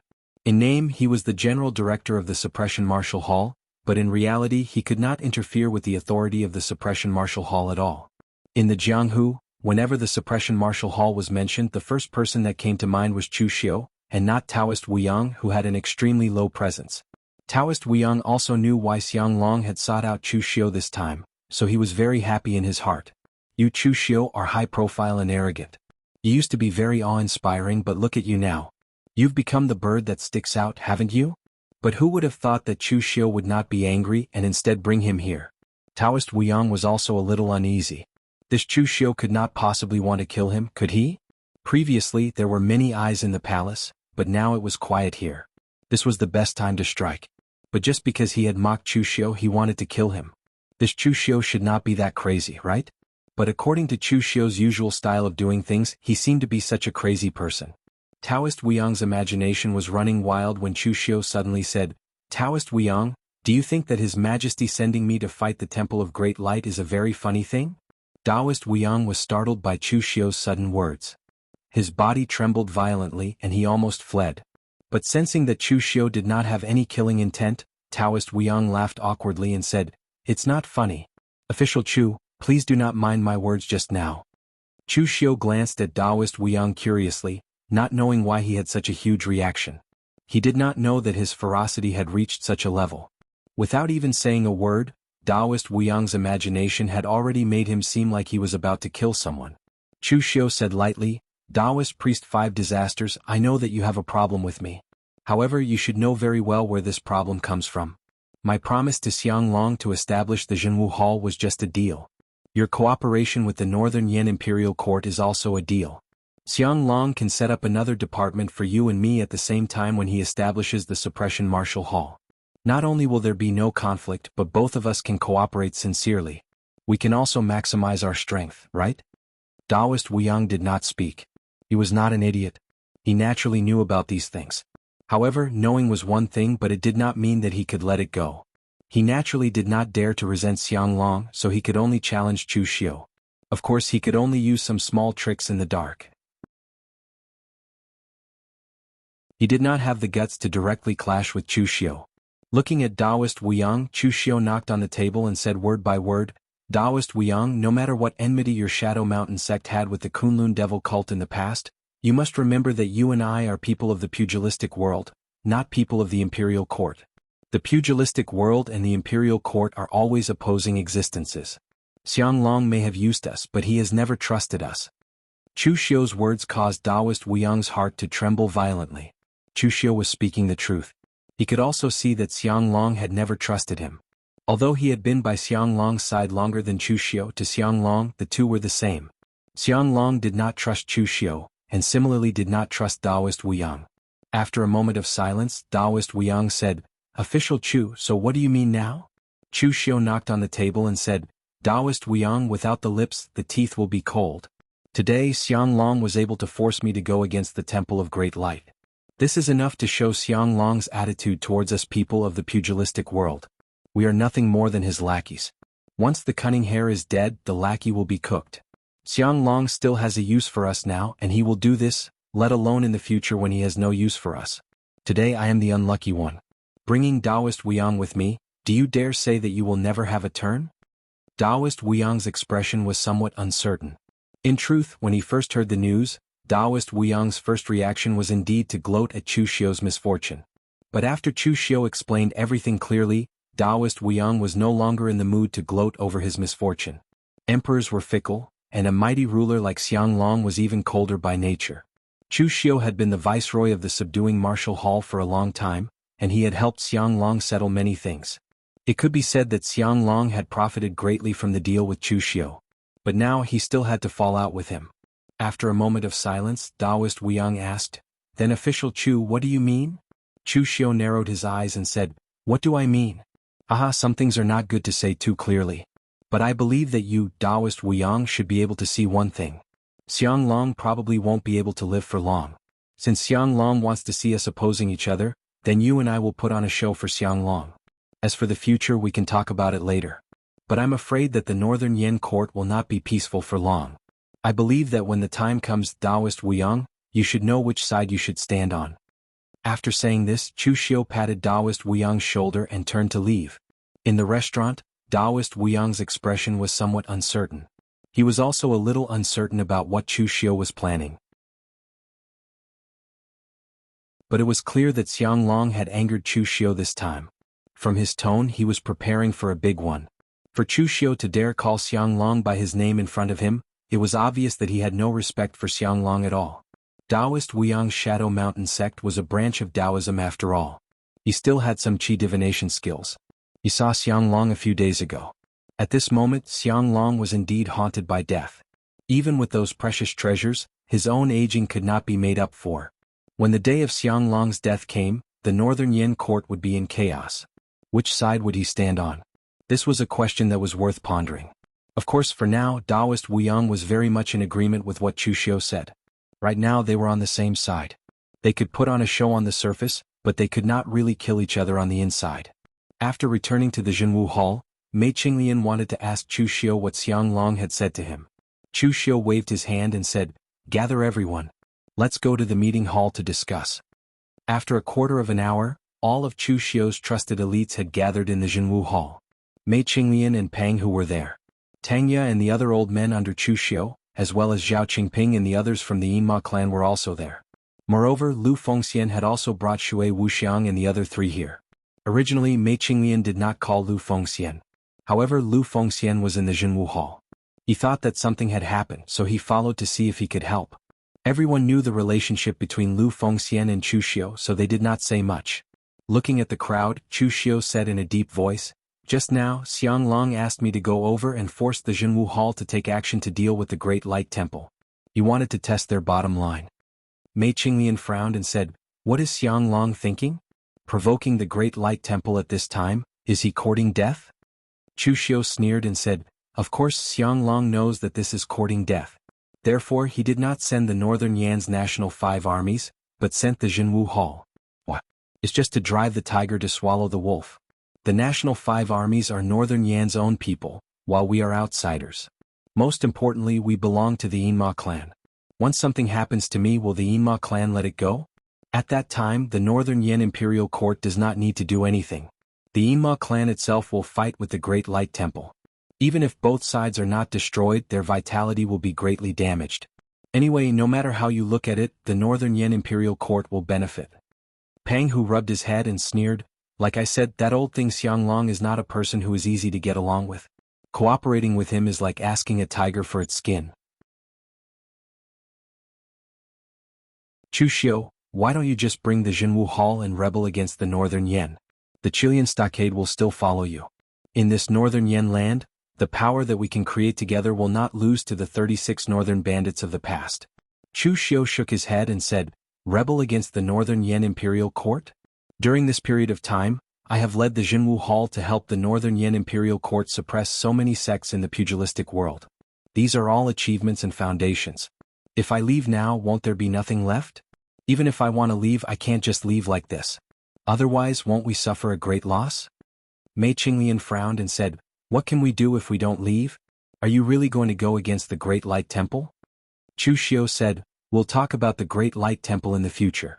For now, all of you should be careful and try to maintain your strength. Don't get into conflict with the Imperial Court. The same goes for Taoist Wuiyang's people. Also, I would like to meet with Senior Wei to discuss some matters. Mei Qinglian asked, what is it? Chu Xiu squinted and said, I want to ask old Senior Wei if he has any plans to let the Yinma clan settle down in the Northern Yen. After drifting for so long, the Yinma clan should have a stable base. They don't have to hide underground. Hearing Chu Xiu say this, Mei Qinglian was shocked. What was Chu Xiu planning to do? Was he going to rebel? The Yinma clan had a special identity. Even if the Yinma clan surrendered to him, Xianglong would not dare to accept them. Otherwise, wouldn't the Northern Yen become a den of demons? As for Chu Xiu, he was a special case. Chu Xiu had always appeared in front of the pugilistic world. It was not until recently that he revealed his identity as a member of the Yinma clan. Moreover, he had fought against the attacks of the Northern Yen and Eastern Qi alliances. He had the right to appear in the pugilistic world openly. Therefore, it was not a problem for Xianglong to cooperate with Chu Xiu. Although Mei Qinglian knew that Chu Xiu had always been bold, this time, he had actually set his sights on the Northern Yen Imperial Court. This could not be called bold, it was simply crazy.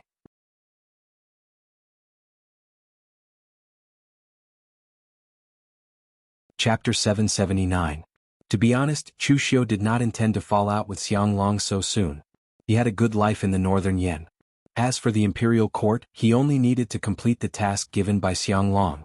On the Jianghu side, except for the big sects like the Great Guangming Temple, the other forces in the Northern Yen Wulin were not as strong as the Eastern Qi Wulin, so Chu Xiu could deal with them easily. Therefore, if there were no accidents, Chu Xiu really wanted to manage the name of the Jinwu Hall well and develop its strength quietly. Even Chu Xiu let the people in the Jinwu Hall perform their own duties and develop various departments. Although it was still a little immature, it was complete. Some specialized in intelligence, although the source and speed of information were not as fast as the wind media of the wind-sweeping building. There were also those who forged weapons, though it took a lot of effort to forge even a single precious weapon. Some refined elixirs, although they could only refine the blood recovery elixir. Although the effect was not satisfactory, at least it was very comprehensive. Under Chu Xiu's command, there was already a complete embryonic force, not only with force. As a result, who would have thought that Xianglong would play such a trick on him? The rabbit was not dead yet, but he began to plot. This time, because Chu Xiu originally wanted to go to the extreme north to dig the treasure left by Lu Jianghe, he had to agree. But next time, maybe Xianglong would do something, so Chu Xiu had to prepare early. Because Chu Xiu could not leave the Northern Yen for the time being, after Mei Qinglian informed Wei Shuya came in person. In the secret room of the Jinwu Hall, Chu Xiu bowed to Wei Shuya and said, Elder Wei, I'm really sorry to trouble you to come here at this time. After the war between the righteous and the devil, Wei Shuya, a true fire expert in the spiritual refinement realm who participated in the war, was almost always in seclusion. It could be considered as recuperating and digesting the gains of the war. This time when Chu Xiu asked for it, Wei Shuya came in person. It could be said that he had given Chu Xiu enough face. Wei Shuya hammered his thigh and said, It's fine. I was born to be a laborer. I should move while I can. Otherwise, after a few years, I won't be able to move even if I want to. I heard from Mei last that you were tricked by that brat Xianglong, and now you want to scheme against the Northern Yen? Chu Xiu shook his head and said, It's not about the Northern Yen. It's just that Xianglong is too cold-blooded. He wants to burn the bridge before crossing it. Since he's heartless, I naturally don't need to talk about morality. Northern Yan Xianglong was indeed worthy of his title as a hero. With him around, even if I wanted to cause trouble in Northern Yen, I wouldn't have the ability to do so. But now, as far as I know, Xianglong doesn't have much time left. My lurking devil clan might have a chance to take over Northern Yen. Wei Shuya frowned and thought for a moment. If Xiang Long dies, the Northern Yan will fall into chaos for a while. But the Northern Yan's royal family isn't weak either. Moreover, although the princes of the Northern Yan aren't as strong as Xiang Long, they aren't too weak either. The chaos will only last for a while. Eventually peace will return. So there aren't many opportunities for us to intervene. Chu Xiu said lightly, under normal circumstances that would be the case. But if we intervene, the Northern Yan won't just be in chaos for a while. Wei Shuya was stunned for a moment, then laughed. I almost forgot. You're still the one who's cunning. You should be the best at this kind of thing. Wei Shuya's comment on Chu Xiu's cunning wasn't meant to scold him. In the demonic path it was a compliment. Otherwise he wouldn't have praised Chu Xiu for being cunning but for being kind. Wei Shuya waved his hand. I'll leave the thinking to you youngsters. This old man is old and my brain can't keep up. I won't meddle in this. As long as you're confident, it's fine. Whatever you want to do, just tell me. Chu Xiu said, Xiang Long isn't dead yet, but we need to make preparations on our side. I only have one request for you to come here, and that is for you to use your connections to secretly gather the people on your side or those who are on good terms with you to the Northern Yan Kingdom. Let me think of a way to secretly insert them into the Northern Yan Kingdom's imperial court. These people don't need to do anything for the time being. They just need to lay low and wait for my news to spread. Then they can move at the same time. Mei Qinglian, who was at the side, felt a chill run down her spine. She didn't know what Chu Xiu's plan was, but it was obvious that Chu Xiu didn't have good intentions by inserting so many people into the Northern Yan court. Once it was launched, the power would be beyond imagination. Moreover, this was a decision that Wei Shuya had to ponder over. Chu Xiu was playing such a big game. The Northern Yan royal family and the Northern Yan court weren't weak either. If something went wrong, it would be a serious blow to the Yinma clan. To be more precise, it would be a blow to Wei Shuya's people. In fact, for so many years, Wei Shuya didn't establish his own sect or accept many disciples like the other Yinma clan leaders. However, he had a lot of people under his command. These people weren't Wei Shuya's subordinates, nor were they his disciples. But they all treated him with great respect. Some of them admired Wei Shuya. After all, he was one of the 5 great sky demons of the 9th sky mountain. He was the last backbone of the Yinma clan. Wei Shuya's identity alone was worthy of their respect. There were also warriors of the Hidden Devil clan like Chu Wuji, who had received favors from Wei Shuya. They were also willing to follow Wei Shuya and be at his beck and call.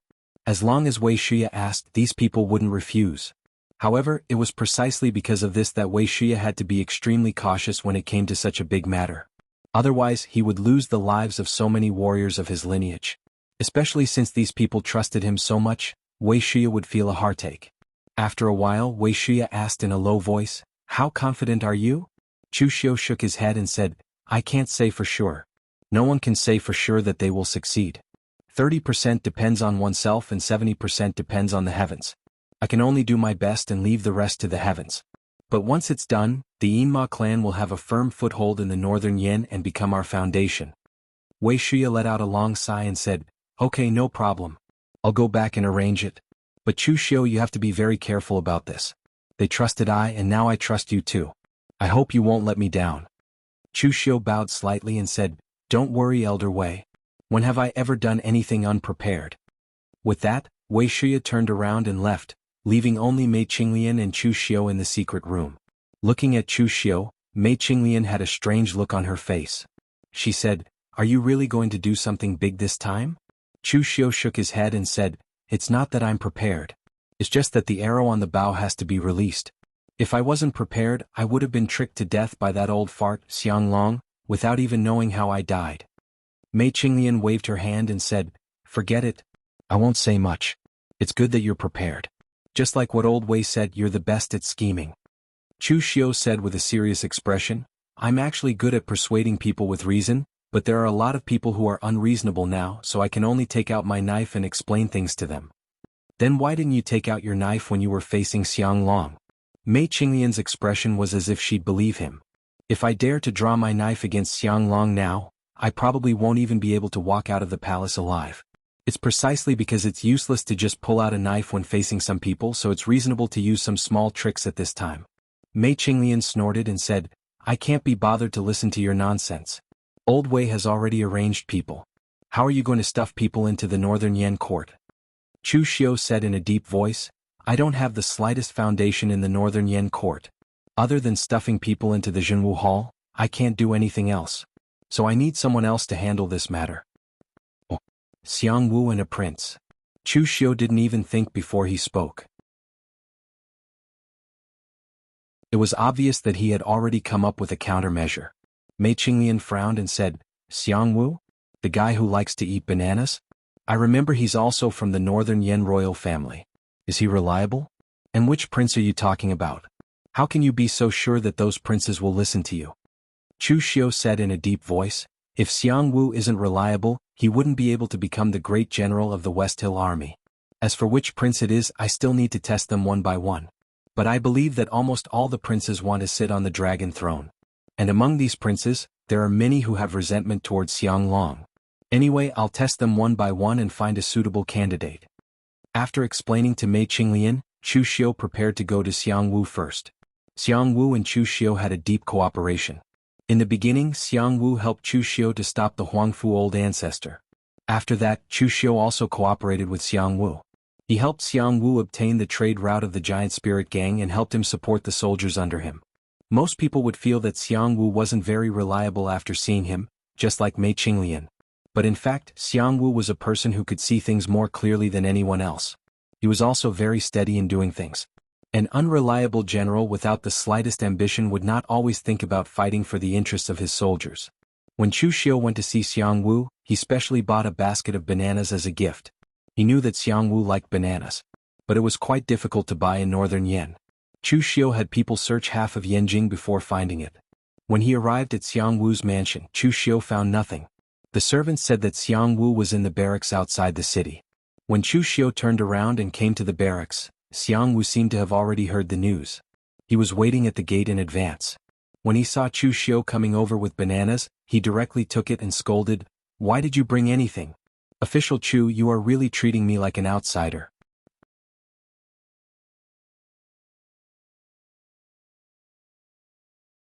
Chapter 780.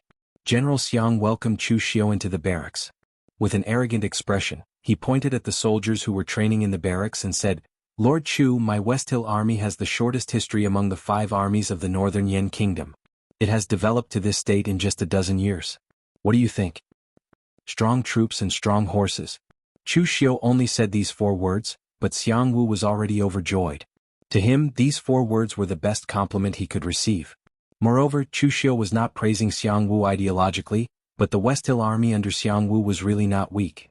Although the people of Jianghu and the warriors of the military both practiced martial arts, their paths were completely different, especially in the early stage. Most of the martial arts practiced by the people of Jianghu in the early stage were used for one-on-one combat, so their development was more comprehensive. They did not need to be proficient in close combat, weapons and concealed weapons as well as speed, but at least they needed to know a little.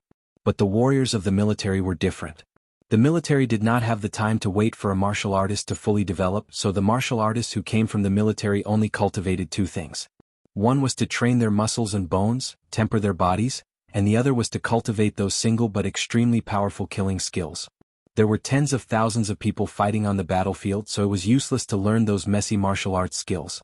As long as they had a killing skill, it was enough. At the moment, the warriors of the West Hill army under Xiang Long were gathered together.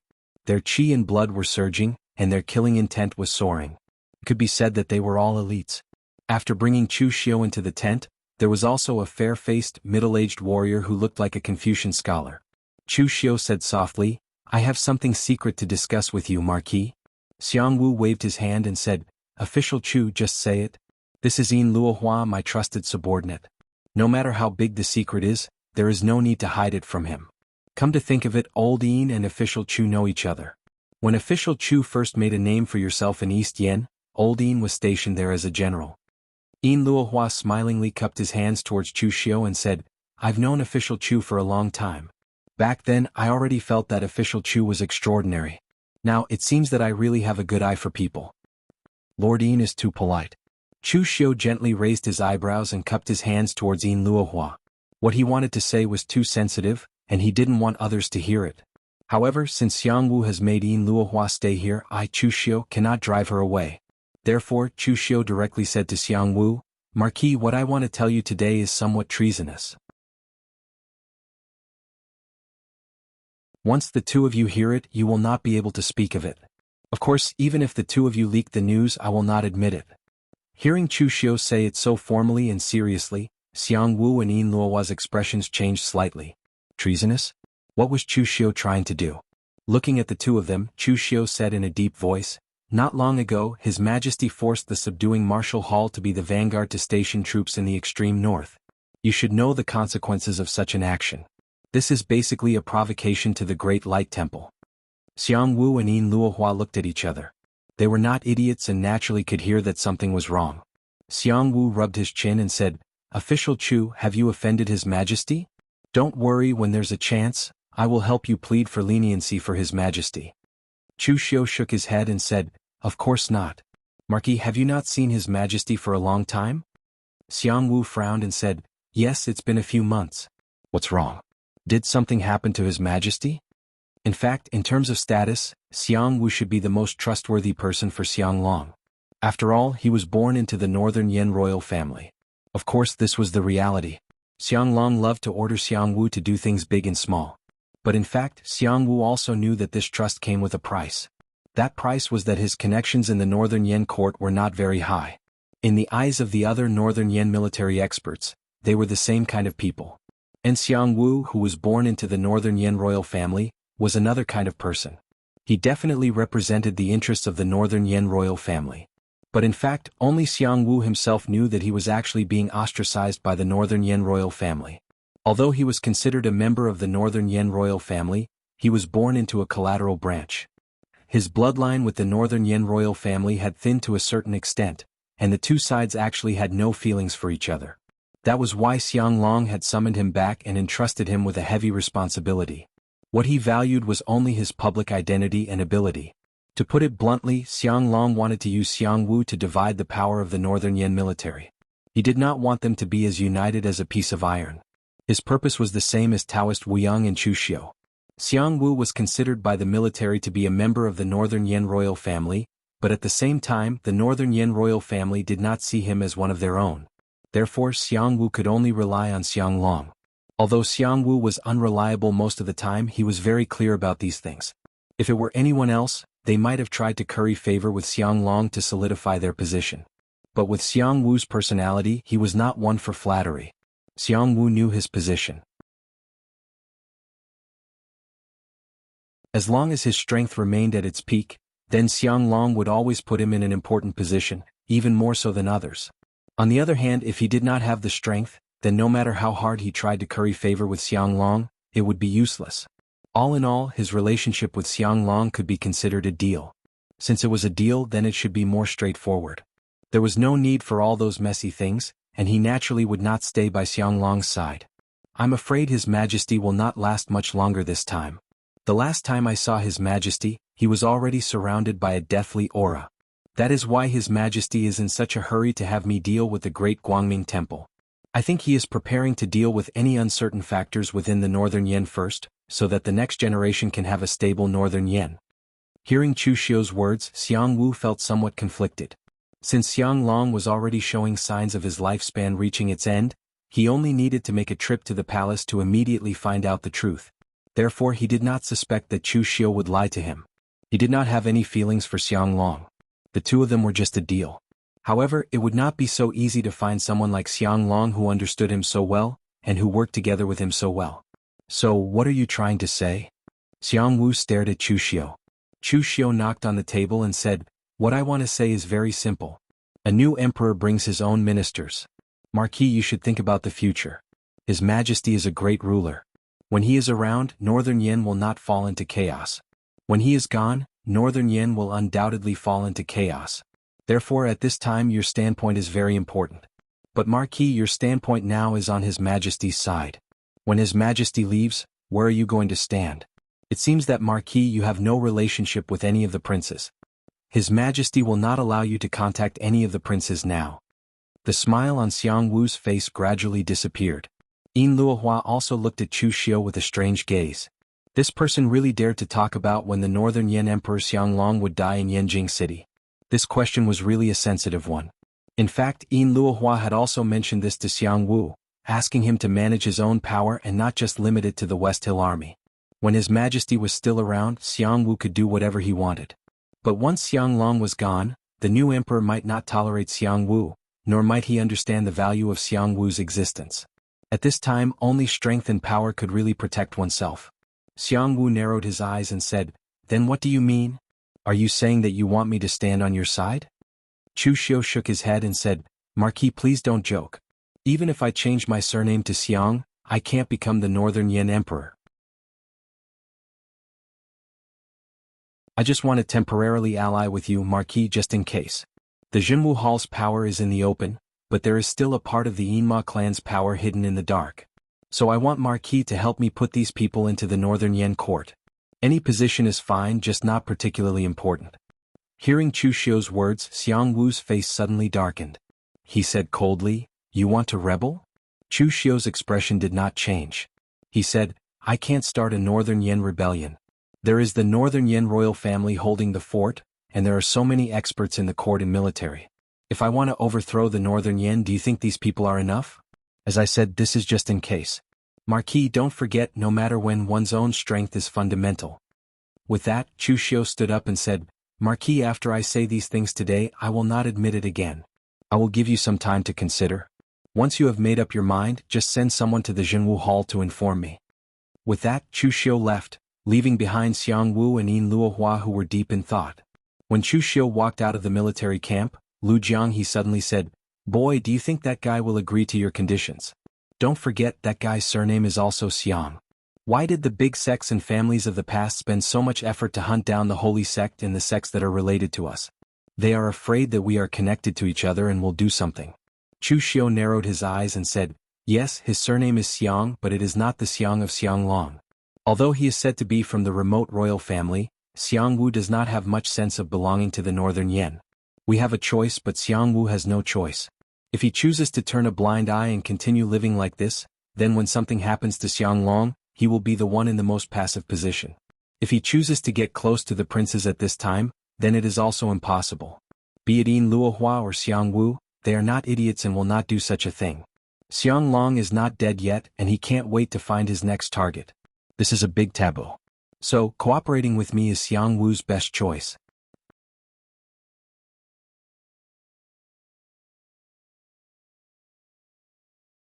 Chapter 781. Xiang Wu's choice was important to Chu Xiu, but it was also not important. Xiang Long was not dead yet, so Chu Xiu still had time to arrange a lot of things. Even if Xiang Wu did not choose to join forces with him in the end, he would certainly not continue to be a loyal subject to Xiang Long. It should be said that from the beginning, Xiang Wu was not a foolishly loyal person. Otherwise, he would not have come to Chu Xiu to ask for the giant spirit gang's business route. After leaving Xiang Wu's place, Chu Xiu was also ready to test the attitude of the Northern Yan princes. However, Chu Xiu was not familiar with them, so it was a little sensitive to meet them rashly. Everyone knew that Chu Xiu and Xiang Wu had a good relationship. Both sides had always been in contact, so it was not a big deal even if Xiang Long knew that Chu Xiu was going to meet Xiang Wu at this time. However, if Chu Xiu rashly went to meet the other princes, it would be a little sensitive. Therefore, Chu Xiu still needed to borrow Lu Fengxian. He brought Lu Fengxian with the excuse of finding them to find an identity for Lu Fengxian in the Northern Yan court. This excuse was very good. After all, everyone knew that Lu Fengxian was Chu Xiu's good friend. Chu Xiu was not willing to let Lu Fengxian join the Jinwu Hall as a subordinate and find an official position for him. This was also very normal. After hearing Chu Xiu's plan, Lu Fengxian agreed without thinking. However, on the way, Lu Fengxian said to Chu Xiu, "Brother Chu, now I know that it is really not easy for you to accumulate such a strong family business and to win the position you have now. You have to scheme everywhere. However, Brother Chu, don't you feel that it is very tiring to do this? You only have one life, why do you force yourself like this?" Lu Fengxian and Chu Xiu had known each other for a long time. At that time, both of them could only be said to be nobodies. And now, the one who was known by the people of the Jianghu was the young Marquis Wen, who was infatuated and had no regrets. He was one of the most dazzling heroes of the younger generation. The other one was Chu Xiu, who was comparable to the older generation of martial artists. He was ferocious and powerful, and he already had a faint demonic aura. It could be said that Lu Fengxian had personally witnessed Chu Xiu walk step by step to the current realm. Along the way, Chu Xiu had almost wandered between life and death several times. Therefore she was very puzzled as to why Chu Xiu still had to scheme in such a way, even to the extent of physical and mental exhaustion. Chu Xiu shook his head and said, "It's not that I'm forcing myself, but the world is forcing us to move forward. In the chaotic world of Jianghu, if you don't kill people, people will kill you. If you're a step slower, people will surpass you by 2 steps. Everyone wants to be free and unfettered, but unless you hide in a desolate place and go into seclusion, where there are people, there will be Jianghu. How can you be free and unfettered? And in my opinion, going into seclusion in such a place isn't really free and unfettered. It's just escaping and putting yourself in a cage. There's no meaning to it. Brother Liu, it's been so many years, do you still not understand? There are no good people in this Jianghu. Even if it's a few famous chivalrous grandmasters, their unintentional actions can cause even greater disasters. Once a hero draws his sword, it's another 10 years of calamity for the common people. In this Jianghu, it's impossible to truly stay out of it. Just like Brother Liu this time, why did the Yu Palace and Yanfian dare to scheme against you and not me or Ing Bailu? Because they didn't dare. If they dared to scheme against Ing Bailu, the Shangshuaying clan would dare to make the Yu Palace disappear from the Jianghu the next day. If the Yu Palace dared to scheme against me, I will let them know what is more terrifying than death. On the other hand, the price they have to pay for scheming against Brother Liu is much smaller. So sometimes, it's not that I want to fight, but the way of the world, you and I have no choice but to fight. Lu Fengxian looked at Chu Xiu and was at a loss for words. Originally he wanted to persuade Chu Xiu, but in the end he was persuaded by Chu Xiu. But there was nothing he could do. In terms of eloquence he wasn't as nimble as Chu Xiu. Moreover, the matter with the Yu Palace was indeed handled foolishly. This would probably become a black mark of his life, and people would use it to criticize him whenever they met. Knowing that he couldn't persuade Chu Xiu, Lu Fengxian didn't try to persuade him anymore. As a good friend, most of the time it didn't matter what you said but what you did. This time, Chu Xiu took the initiative to come to the sword welcoming conference to save him. In the future, even if Chu Xiu really wanted to rebel, Lu Fengxian would still dare to stand up to the Northern Yan imperial court. The first person Chu Xiu brought Lu Fengxian to look for was the 13th prince of the Northern Yan, Xiang Chong. This prince had a good relationship with Chu Xiu, and the two of them had a lot of cooperation. Moreover, investing in Xiang Chong was a good choice. In the original plot, in the struggle for the throne of the Northern Yan, Xiang Chong was the final winner. Although Chu Xiu didn't know how Xiang Chong did it, he believed that with Chu Xiu's help, Xiang Chong would be able to do the same or even better. However, when Chu Xiu saw Xiang Chong, he realized that he seemed to have thought wrong about one thing. Xiang Chong was still very polite to Chu Xiu. After welcoming Chu Xiu into the house, Xiang Chong asked with a smile, "Official Chu has just been entrusted with an important task by father. Why do you have the time to come here?" Chu Xiu raised his eyebrows and said, "Your Highness knows about the latest mission of Jinwu Hall?" Xiang Chong nodded and said, "Of course I know. I just came back from father's place 2 days ago and father told me about it. Official Chu's Jinwu Hall is getting stronger and stronger. It's time to expand. If we can settle the Great Light Temple, then Jinwu Hall will definitely become an existence comparable to the 5 armies of the country. At that time I have to congratulate Official Chu. Your Highness has never thought that with the current strength of Jinwu Hall, it will not end well to provoke the Great Light Temple." Chu Xiu said indifferently. Xiang Chong smiled awkwardly and said, "Official Chu, you have a sense of propriety. When Jinwu Hall was poor in the past, Official Chu, you could open up the situation. I believe that Official Chu, you will be able to solve this matter perfectly. By the way, Official Chu, why are you here this time?" Chu Xiu said faintly, "Nothing. I just want to trouble your Highness with something. I just want to seek a position for Brother Liu in the Northern Yan court." Xiang Chong said in surprise, "Official Chu doesn't want to leave a position for Brother Liu in Jinwu Hall?" Chu Xiu shook his head and said, "Brother Liu is my good friend, not my subordinate, so it is not appropriate to give a position in Jinwu Hall to Brother Liu." Xiang Chong nodded directly and said, "Official Chu, don't worry. Leave this matter to me. Brother Liu used to be on the Longhu list, and now he is a martial arts master. Father will be very happy if he can join the Northern Yan court. When I see father next time, I will mention this matter to him. I will definitely give Brother Liu a position that he will be satisfied with." Chu Xiu cupped his hands and said, "Thank you, Your Highness."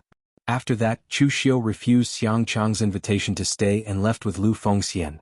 After leaving Xiang Chong's residence, Lu Fengxian said in surprise, "Why didn't you tell Xiang Chong about those things just now?" Chu Xiu squinted his eyes and said, I was careless. I didn't expect that Xiang Chang's feelings for Xiang Long are very unusual. He really admires his father. Among the many princes of the northern Yan, Xiang Long doted on Xiang Chong the most, who looked very similar to him when he was young. Therefore, Xiang Chong also had a special father-son relationship with Xiang Long. Xiang Chong was a smart man. He should know the meaning behind Xiang Long's actions, but he still believed that Xiang Long did not do anything wrong. He even talked like an official with Chu Xiu. One could imagine what Chu Xiu would do if he told Xiang Chong the plan. The first thing he would do would probably be to report him to Xiang Long. In the original plot, it was unknown whether Xiang Chong was able to obtain the throne because he was obedient. Then what should we do now? Lu Fengxian asked.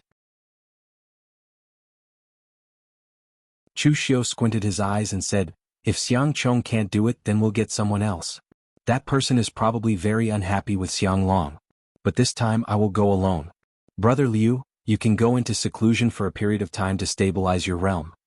After nightfall, the second prince Xiang Li returned to his residence, reeking of alcohol.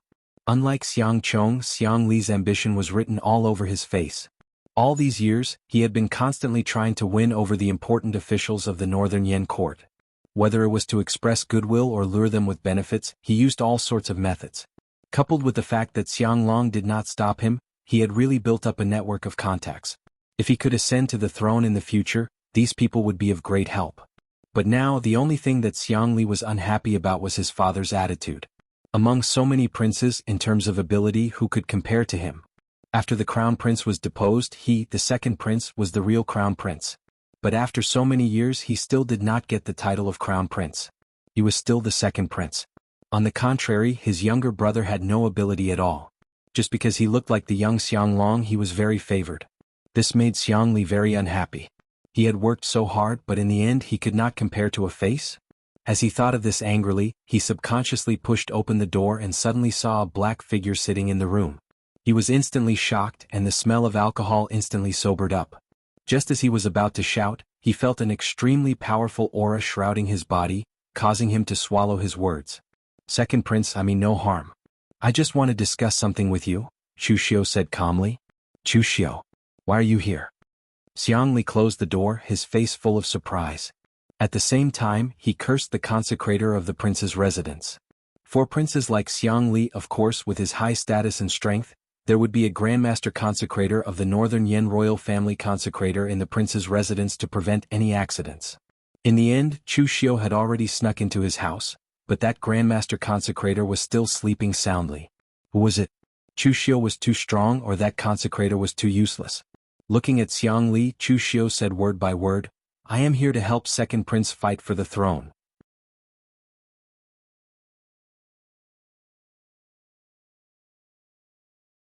Chapter 782. Xiang Li looked at Chu Xiu in bewilderment. What did Chu Xiu just say? Help him fight for the throne? But isn't he 13th prince's man? Xiang Li couldn't help but sneer. Isn't my 13th brother a little too naive? He actually sent you to play such tricks. Do you think I'll believe him? Xiang Li couldn't be blamed for his suspicions. After all, he had a grudge with Chu Xiu. In the past, Xiang Li had tried to win over the Morgue Manor, but before he could succeed, the manor was completely destroyed by Chu Xiu. Later on, Chu Xiu befriended Xiang Chong, and it was all thanks to Xiang Chong that Chu Xiu could become the governor of the Northern Yan's Martial Suppression Hall. Therefore, Xiang Li subconsciously thought that Chu Xiu was sent by his brother to sow discord. Chu Xiu shook his head. It doesn't matter whether you believe me or not. What's important is that second prince, you need to grasp every bit of power you can. Otherwise, the throne will not be yours in the future. Xiang Li sneered, what a joke. If you say it's not mine, then it's not mine? I am the Northern Yan's second prince. In terms of succession, my 13th brother is still far behind. Chu Xiu said indifferently, but you still haven't been appointed as the crown prince. Anger flashed across Xiang Li's face. This was the biggest sore spot in his heart. I've been in power for more than 10 years compared to my 13th brother. Whether it's in the court or in the pugilistic world, my power is stronger than his. Chu Xiu still said indifferently, but you still haven't been appointed as the crown prince. Xiang Li shouted, I've been assisting imperial father in handling some royal affairs. What does Xiang Chong know? He only knows how to fool around with some ignorant pugilistic people. How insolent. Chu Xiu still said indifferently, But you still haven't been appointed as the crown prince. Xiang Li was about to go crazy. Can't you say something else? Chu Xiu shook his head and said, no, because this sentence is the key. You are stronger than your 13th brother in every aspect, and you even have the advantage in terms of age and status, but you still haven't been made the crown prince. In fact, when you were fighting with Xiang Chong, Xiang Long even helped him. Don't you know what this means? In the eyes of others, your advantages are your advantages, but in Xiang Long's eyes, your so-called advantages are not even worth a fart. No matter how great your advantage is, it cannot be greater than Xiang Chong's face. That face is almost exactly the same as Xiang Long's when he was young. Passing down the throne to Xiang Chong was a wonderful thing, especially for a great ruler like Xiang Long. Him passing the throne to Xiang Chong represented a new life for him. So, Your Highness, the things you've prepared now are far from enough. You've done everything you can, but it's very likely that in the end, it won't be as effective as Xiang Long's last words. Chu Xiu's words pierced straight into Xiang Li's heart. He also knew about these things, but he had never spoken about them in front of outsiders. Why did he put in so much effort to suppress Xiang Chong? It was all because of Xiang Long's unfairness. He had done so much and prepared so much, but in the end the ownership of the throne was still unclear. This made Xiang Li feel as if he had wasted all these years. Everything he had done was of no use at all. After a moment of silence, Xiang Li said, you have a good relationship with my 13th brother. Why are you helping me now? According to what you said, if you help my 13th brother, won't your chances of seizing the throne be higher than mine? Chu Xiu said lightly, it's very simple. I've fallen out with His Majesty. You should know about the incident at the Great Light Temple. His Majesty is indeed a great ruler of his generation. He's quite skilled at using such tactics. Xiang Li had also heard about this incident. At that time he had even secretly mocked Chu Xiu. However, Xiang Li still asked doubtfully, what does falling out with father have to do with whether you help my 13th brother or not? Hearing Xiang Li's question, Chu Xiu also shook his head slightly. This second prince's brain was not very bright. There were some things that he still did not understand. It was no wonder that Xiang Long did not give him the position of crown prince. If Xiang Li's ability was so outstanding that he could beat all the princes, then no matter how much Xiang Chong looked like Xiang Long, he would not be a threat to the second prince's position. Chu Xiu said calmly, my relationship with Xiang Chong is not bad, but I'm still an outsider.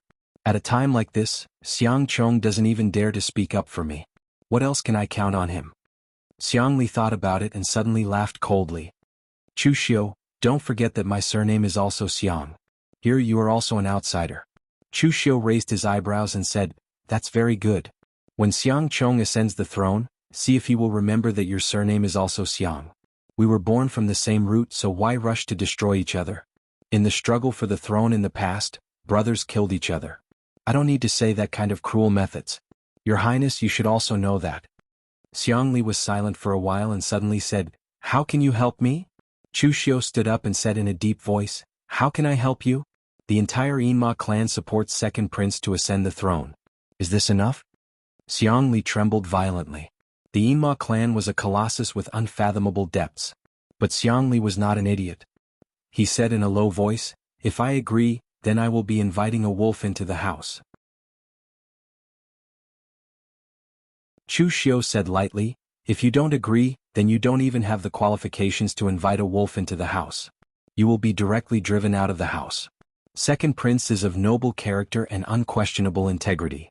You value the interests of the Northern Yen more than your own future. I will not say anything more. At worst, if I cannot survive in the Northern Yen, I will bring the people of Jinwu Hall back to the Guanzhong torture room. Anyway, the Yinma clan is used to wandering. It is not a big deal to move to another place. Just as Chu Xiu was about to leave, Xiang Li suddenly said, I agree. Xiang Li's eyes were a little bloodshot and looked a little scary. He knew that Chu Xiu was rushing to cooperate with him with no good intentions.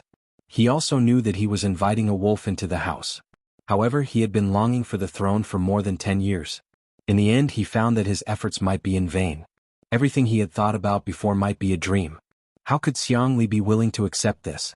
So even if he knew that the cup in front of him was poison, as long as it could quench his thirst, he would drink it without hesitation. Chu Xiu's mouth curved into a smile and said, Your Highness, rest assured. You will know in the future that you will not regret cooperating with me. But for now, Your Highness needs to help me with one thing. That is to help me arrange some Yinma clan members into the northern Yan court. They don't need a high position as long as they can move freely in Yanjing City. Xiang Li nodded woodenly. Since he had already agreed to Chu Xiu's request, there was no turning back. Chu Xiu's figure was instantly wrapped in a layer of pitch-black devil qi. He hid in the darkness and disappeared in the blink of an eye. After leaving the prince's residence, Lu Jianghe sighed in Chu Xiu's mind. I didn't realize that you're quite glib with your words. You easily tricked that bunch of brats. Chu Xiu said indifferently. Tricked? I didn't trick them. If you want someone to cooperate with you wholeheartedly, you must let them see the benefits. Whether it is Xiang Wu or Xiang Li, as long as we succeed, one of them can ascend to the throne, while the other will have a bright future. He can control the entire northern Yan military. I didn't lie to them about these benefits. Tricking them is only a temporary benefit. Only benefits are eternal choices. Lu Jiang he didn't say anything else because he suddenly realized that he, or the Kunlun devil cult of the past, had actually done a lot of stupid things. Part of Chu Xiu's style of doing things was actually very similar to the Kunlun devil cult of the past. They were extremely ruthless and would not stop until they were dead. But at the same time, Chu Xiu had another style of doing things that the Kunlun devil cult had neglected, and that was to leave a path for others. Using benefits to connect all parties, the one who would benefit in the end would be himself, but he would not stop others from having no way out. And the Kunlun devil cult of the past had obviously gone too far. It was to the extent that if the Kunlun devil cult was not destroyed, the other martial arts forces would not be able to make a name for themselves. In this way, when the Kunlun devil cult was destroyed, it was not strange that the major sects could be so united. His own arrangements were temporarily completed, and it was time for Chu Xiu to consider the matter of the Great Light Temple. It was a big project to insert the Yinma lineage into the northern Yan imperial court, and it required meticulous work. If it was done too hastily and was discovered by others, it would be terrible. Therefore, during this period of time, Chu Xiu also had to pretend to be a loyal subject, for a period of time. For now, he had to deceive the task in front of him. Chu Xiu asked Lu Jianghe, you said that there are treasures buried near the Great Light Temple. What exactly is buried there? Since he had already told Chu Xiu everything, Lu Jianghe did not hide anything. He said directly, actually there are 3 places where the treasures are hidden. One was personally buried by me, and it's the closest to the Great Light Temple. The other 2 were buried by the bastards under me. I only know the general location. The things that the bastards buried were just some common cultivation resources and so on. They were used as backups and there was nothing special about them. As for the things that I personally buried, it was actually some blood. The blood of some powerhouses from 500 years ago. Chu Xiu's heart skipped a beat. He asked, how strong were they? Lu Jianghe laughed coldly and said, how strong were they? They were stronger than you can imagine. 500 years ago, was the current celestial master of the celestial master abode of Mount Longhu strong enough? Was the personal disciple of the celestial master Ning Xuanji, the deputy sect leader of the true martial arts sect, strong enough? Was the current abbot of the Great Light Temple, who had cultivated the indestructible golden body, strong enough? Was Kunwu, who was ranked 3rd in the world-famous sword manual, and Gu Qingqing, the powerhouse of the Wind Cloud Sword Tomb, known as the Sword Saint, strong enough? If these people are not strong enough, I even have a drop of Patriarch Dugu's blood. Tell me, is it strong enough? You're tuning in to the Han Li's Wuxia Chronicles YouTube channel. We're so grateful for your support and don't forget to subscribe to join us on this incredible journey through captivating stories. Your generosity through donations truly makes a world of difference, as it's the primary source of revenue that allows me to expand and enhance this channel for you. Thank you from the bottom of my heart for being a part of this adventure.